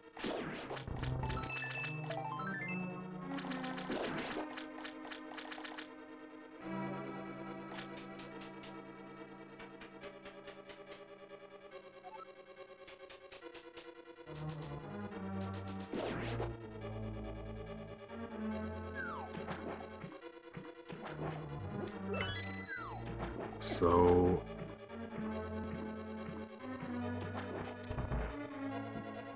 while Kyle is making their way up Ganon's tower, or floating up to the mountain, will be almost at the point where Qirn is finishing up Eastern Palace, and then they need to do Skull Woods before they can go up. So that's gonna be the head start that Kyle is gonna have. And routing in Ganon's tower can save you or lose you some time for sure as well. Very nice silver hit there for Kyle, taking down Argus in one single hit. And with that, sillykyle has 7 crystals. Is gonna head up Ganon's tower, and there's a little game we like to play when that happens, because there's 22 chests in Ganon's tower, and we wanna see if you can guess which one of those will hold the big key. So that's a number between 1 and 22. So gonna start the game here in chat now. So if you're a subscriber or a donated 250 bits to any of the speed gaming channels, you will be able to come on the leaderboards if you're having the correct guess. So what do you think we're gonna see the big key today? This has always been 19. I kind of like to see the runners kind of go through a little bit of tower. How about you? I'm not sure, to be honest. Usually I just pick like a random number, so let's say 8. It's a randomizer after all.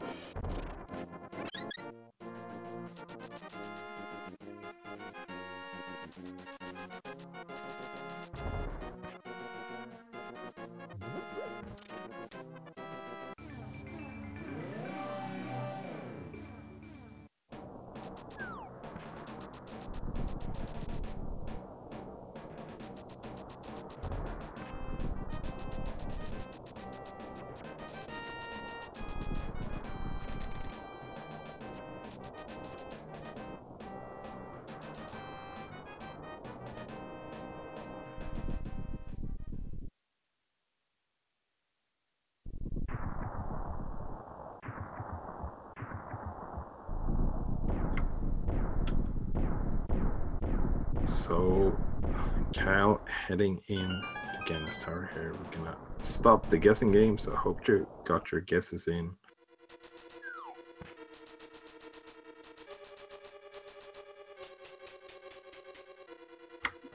So deciding to check the 2 chests here on the right side first. That's pretty standard, I would say. Getting a small key, which many times leads people to go right side, which we see here from Kyle.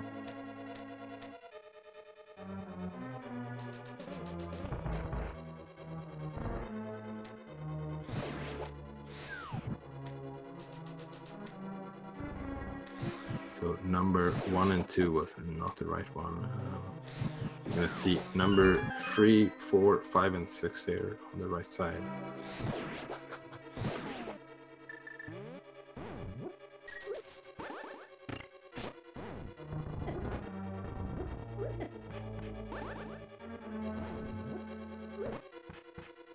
So that's 7 crystals for Qirn as well.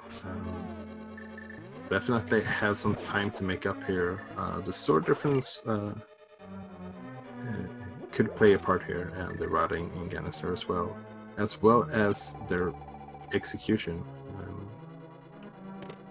This Ganon's tower, especially like the gauntlet, is depending very much on your execution. So there's nothing here on the right side at all. Yeah, so if Qirn doesn't let that small key bait him into the right side play, he's gonna make up some time on sillykyle. Yeah.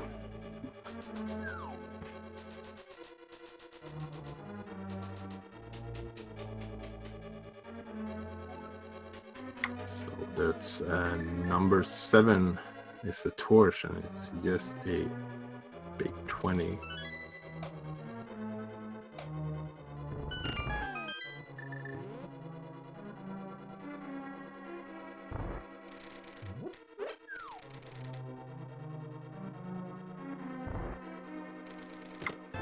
Number 8 and 9, not really anything. There's the book, so that's not too useful at this point. And another arrow upgrade.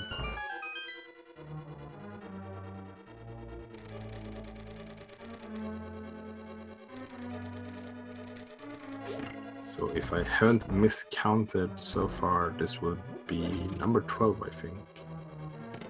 And there's the big key in the 5-bar room.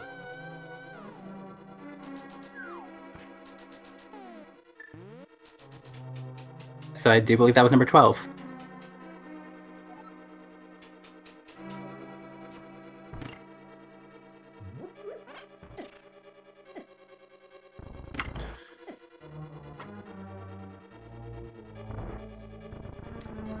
And that means that Kyle is heading up the gauntlet. Silver arrows, always nice to have to take out these mimics as fast as possible. So Qirn has entered Ganister as well, going right first here, and we'll see if they decide to go right side with the small key. Looks like they are deciding to do that, so yeah. I'm not gonna catch up any time by doing it, but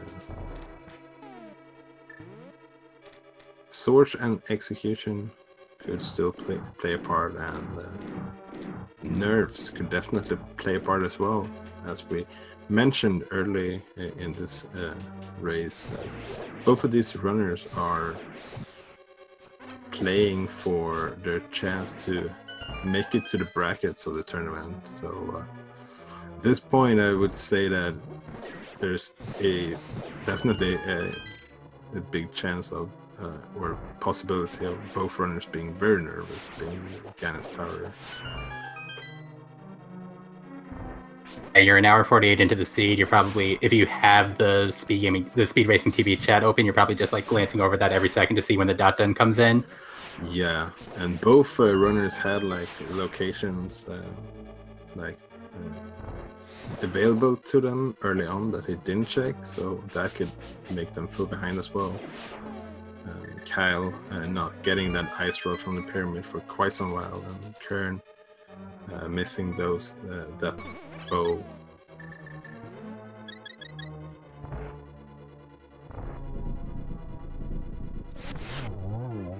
This is where having those 2 extra sword upgrades could come in handy for Qirn, because if you're kind of feeling nervous, if you're kind of feeling shaky on your execution, having a more powerful weapon is going to really, it's going to give you fewer chances to make mistakes.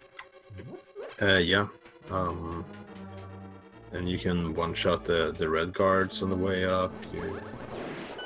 Makes your fight against Moldorm a little bit faster, and the big one is the Ganon fight.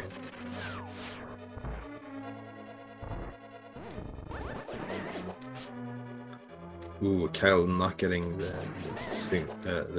one cycle there in that room, but taking the other 2 down quickly with the sword afterwards.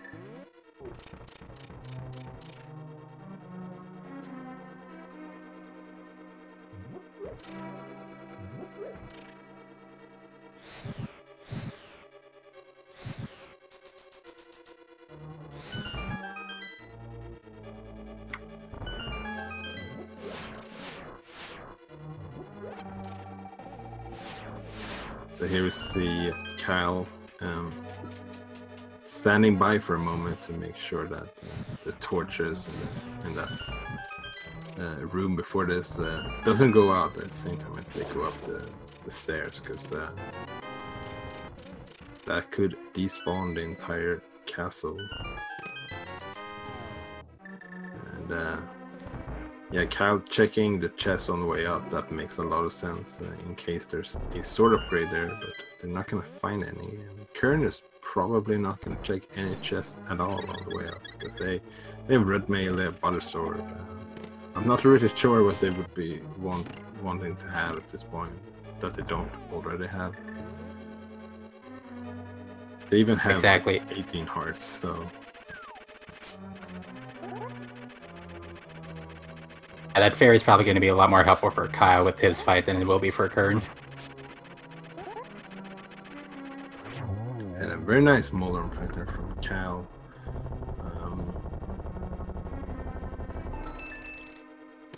So only has Aga and then Ganon left to beat.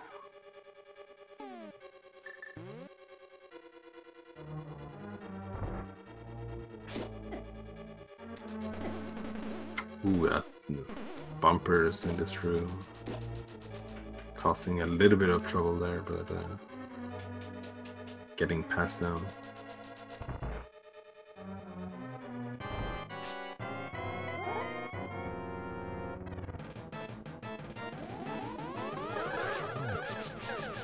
Ooh, a nice double to start off the Aga fight. That's always nice to get. And there's another double, so 2 more hits and Aganim will be down. That's 1.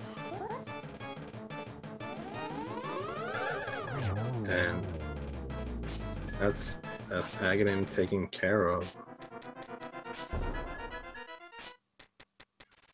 So Kyle just needs to get through the Master Sword Ganon fight, and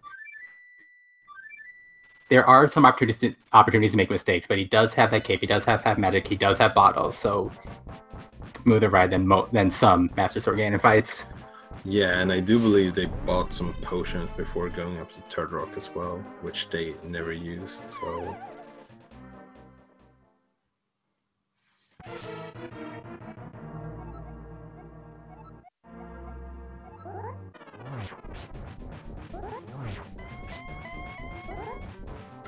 That's a nice positioning from Ganon to get some double hits with the spins on Ganon. Because when you have the Master Sword, you need to do spin attacks. You can't just slash Ganon. So it's always nice when you can get like pretty close to the walls. You can just let the spin attack hit Ganon twice.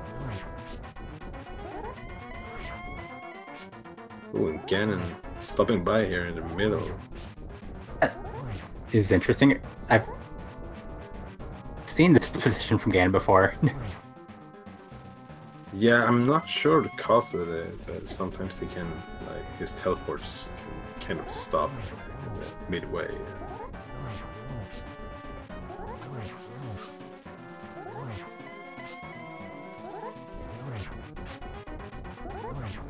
But get some nice ones afterwards when they can get some doubles in, and just using that potion to refill on the magic. Meanwhile, Qirn has entered the Aga fight. Kyle is in the third phase now, so the hardest part of the Ganon fight is over at this point. They just need to make sure to stay safe and get those silvers in. Exactly, yeah, Kyle just needs to stay cool and not play close to the ledge. Yeah, unfortunately got a poke in there with the sword, so we're in phase 4 now. Even getting the potion glitcher, or the torch glitch. That's 1. Ooh, okay, whew. You need to be careful. When you get hit with those fire bats, they can swing you in some different awkward positions sometimes. Very interesting strategy here from Qirn, using the Cane of Samaria block to get in some double spins there early on, and then going for the dash strats here.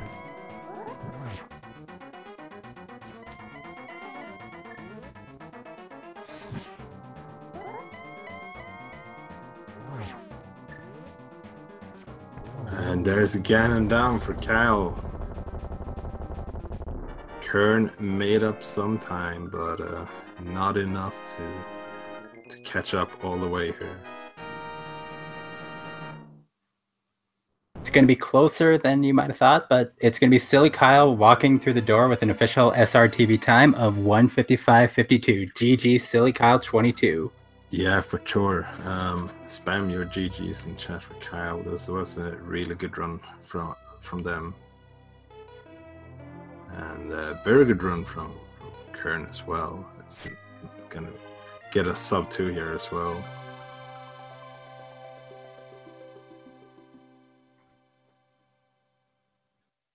Work from both runners. If you haven't done so already, please give them a follow. They've been working hard for your entertainment tonight. It's just a nice token of appreciation.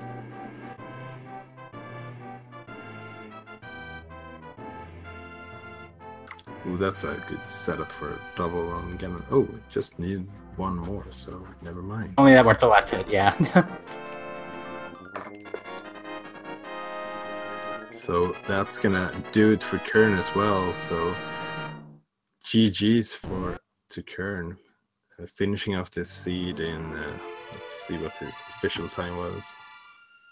1 hour, 56 minutes and 56 seconds. GG's to both runners. We're gonna see if they want to come in and have a little bit of a chat with us, post-game interview.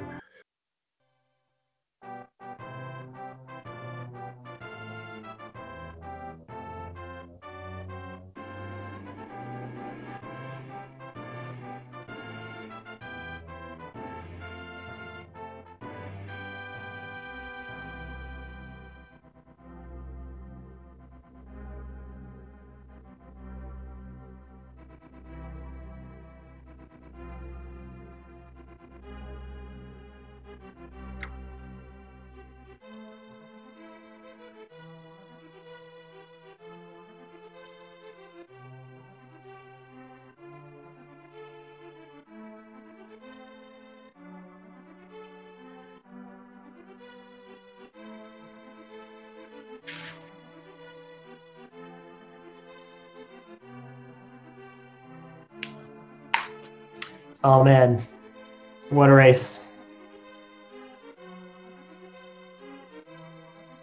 Yeah, what a race indeed. GG to both you guys. Thanks. Man, that was a close one. Oh man. A lot of difference. You had a pretty big lead going into Ganon's Tower. Qirn managed to find the other two swords, so he had that little execution advantage. But yeah, for you was you turn in the mushroom, I think, as soon as you got it, whereas Qirn, I think, waited to do that fetch quest. Yeah, I didn't mark it. That was the problem. I just forgot that I had mushroom. Gotcha. Yeah. Yeah. Yeah, we speculated as much because you went past to get some potions, but never turned in that mushroom. Oh really? I didn't even remember that. I went past after I had gotten the mushroom. That's hilarious. Yeah, so we got a little bit nervous at that point, but and at the point that you turned it in, Kyle was already in the lead, and you didn't really come all the way back into the race. But it turned out to be very close at the end. Yeah. So yeah, GG's to both of you. This was a very interesting race. There's a lot of difference in routing from both of you. Well, thanks. Yeah, and GG, Silly Kyle. Yeah, GG's. Honestly, I'm in shock that I won that race because I did a pedestal pull, and oh my god, and Master Sword Ganon was really scary. Oh man, you had Master Sword. Wow, that's crazy. Yeah, where were the other two swords? So yeah, one was in Swamp Palace, and the last one was at the Magic Vat. Yeah, I wasn't good at Magic Bat, but then I got hook shot, so I was like, I guess I'm in go mode, and then there we go. Yeah, I definitely routed that weird, and forgetting Mushroom was just the tip of the iceberg, so that was pretty bizarre. But once I found Mitts, I think it was like the last item location I could check. I felt like I was already pretty behind at that point. Yeah, you had Spike Cave or the front of Swamp Palace to choose between. So that was the first big route of divergence. Qirn, you decided to do the sequence break up to Death Mountain, while Kyle went over to Sahasrara. So they had the Moon Pearl when they went up to the mountain the first time. Oh, I see. Oh, so does that mean that they could get into Spike? Did you get into Spike Cave right away? So after I went up to Tower of Hera and got the green crystal, I went to the right side and got the items, and then I climbed back up. I did the bomb jump and then went and did Spike Cave, and then I got the mitts, and I was like, I really hope my opponent doesn't go here for a while. Well, it reached me. Your thoughts, your wishes and dreams. Yeah, that was a close one, though. That it was just for such a bizarre seed as that. Like, I did not expect that we were going to be finishing that close to each other. Me neither. Honestly, I thought I was behind, so it was really shocking. I got really nervous during the Ganon fight, and I missed a couple arrows on Ganon and had to do a couple more spins to finish. Yeah, same. I was pretty nervous too. I feel like I flubbed that a little bit, and I had Gold Sword, so I had no excuse. But yeah, GG. GG's. It was really interesting to see, just because like the mid game, like you were both looking for one item that the other had. Like Qirn, you were looking for the bow, but you already had the ice rod, and Kyle, you were looking for the ice rod for a little while. Yeah, I gambled a bit on the pedestal. I was like, please be there. That'll be really nice for me. But I think it only put me a little bit behind because of it. Yeah, at the moment where you finished Landmolas and we were starting to hype up for that blind pull, Qirn found the hookshot in Mimic Case. We realized that nothing could be on the pedestal anymore.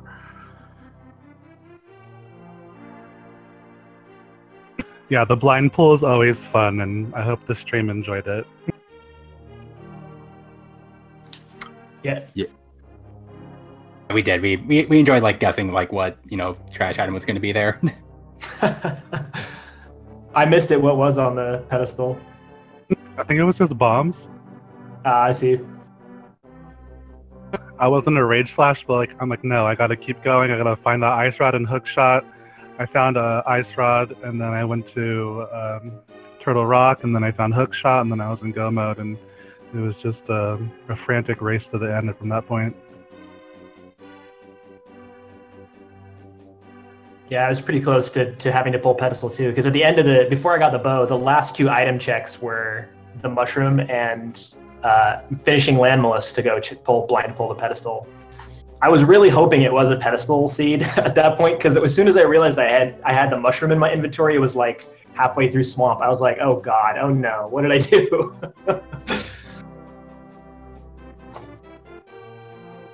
Yeah, I was really putting off Swamp. I was like, I'm not going in there. Like, if hookshot's there, like, I'll accept the loss. But I was like, I'm avoiding it like the plague.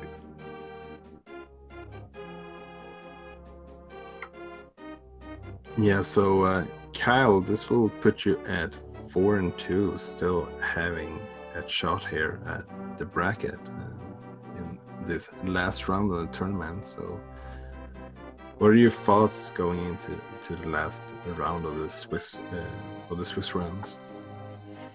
Well, honestly, I'm in disbelief. This is really amazing. My first tournament ever, and it happened to be the biggest one. And I didn't prepare as much these past 2 weeks. I just finished classes at school, and I was playing the new Final Fantasy XIV patch. I was playing some Smash Brothers Melee online with people, and I don't know. I just I saw Qirn and I realized that he was going to be a really tough opponent, and I wasn't really expecting to win. So having that chance to make bracket is really exciting.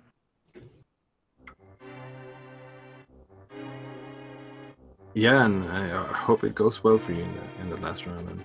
And unfortunately, Qirn, you go to 3-3, so brackets looking quite unlikely. I'm not sure if any 4 and 3 runners will be able to get it to the brackets. We have had a couple of dropouts, so I think anything is still possible.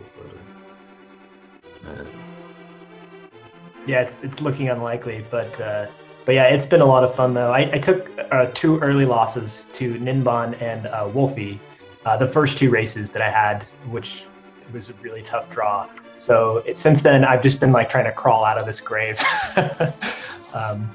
But this was a good one to go out on, especially for it to be so close. But I mean, there's still one more race. You're right. There's a slim possibility. I shouldn't be talking like it's all over and confuse people. yeah, and even if it doesn't go all the way, there's still a lot of fun and pride to race for. Yeah, absolutely. Should be absolutely proud of the way you played. It was a really fun race to commentate. Oh, thank you. Yeah, thanks for the commentation, guys. I'm excited to watch it back. Yeah, same here. I can't wait to rewatch. Thank you so much for commentating. It was really exciting to see Walter commentate, because I've, gone to his streams a couple times. But yeah, thank you, Walsh, and thanks to Restream, and thanks to everyone who's watching. It wouldn't be the same without y'all. Yeah, and thank you, both of you, making a great run here. And also big shout outs again to our tracker, who's been on point the entire race here. So big thank you to Nifboy, and also thank you to my co-commentator Walsh the fifth. And thank you, Walter. It was nice to call this race with you. Yeah, so I think this was the last race for tonight, but there's a lot of races left for the entire weekend, and then we go into round 7 next week. So until then, is there anything any of you wanna add before we close this one out? Nope, that's it. But good luck, Silly Kyle. I hope that you win your next race and move on to the brackets. It'd be great to watch you and be invested in you succeeding. Thank you so much. GG's, and I hope you win your next match too, and maybe there's that small hope you'll make it to bracket. Yeah, thanks. Fingers crossed. I'll keep an eye out for you, and yeah, everyone, try to tune in next week. Maybe I'll get another restream, and it'll be hype.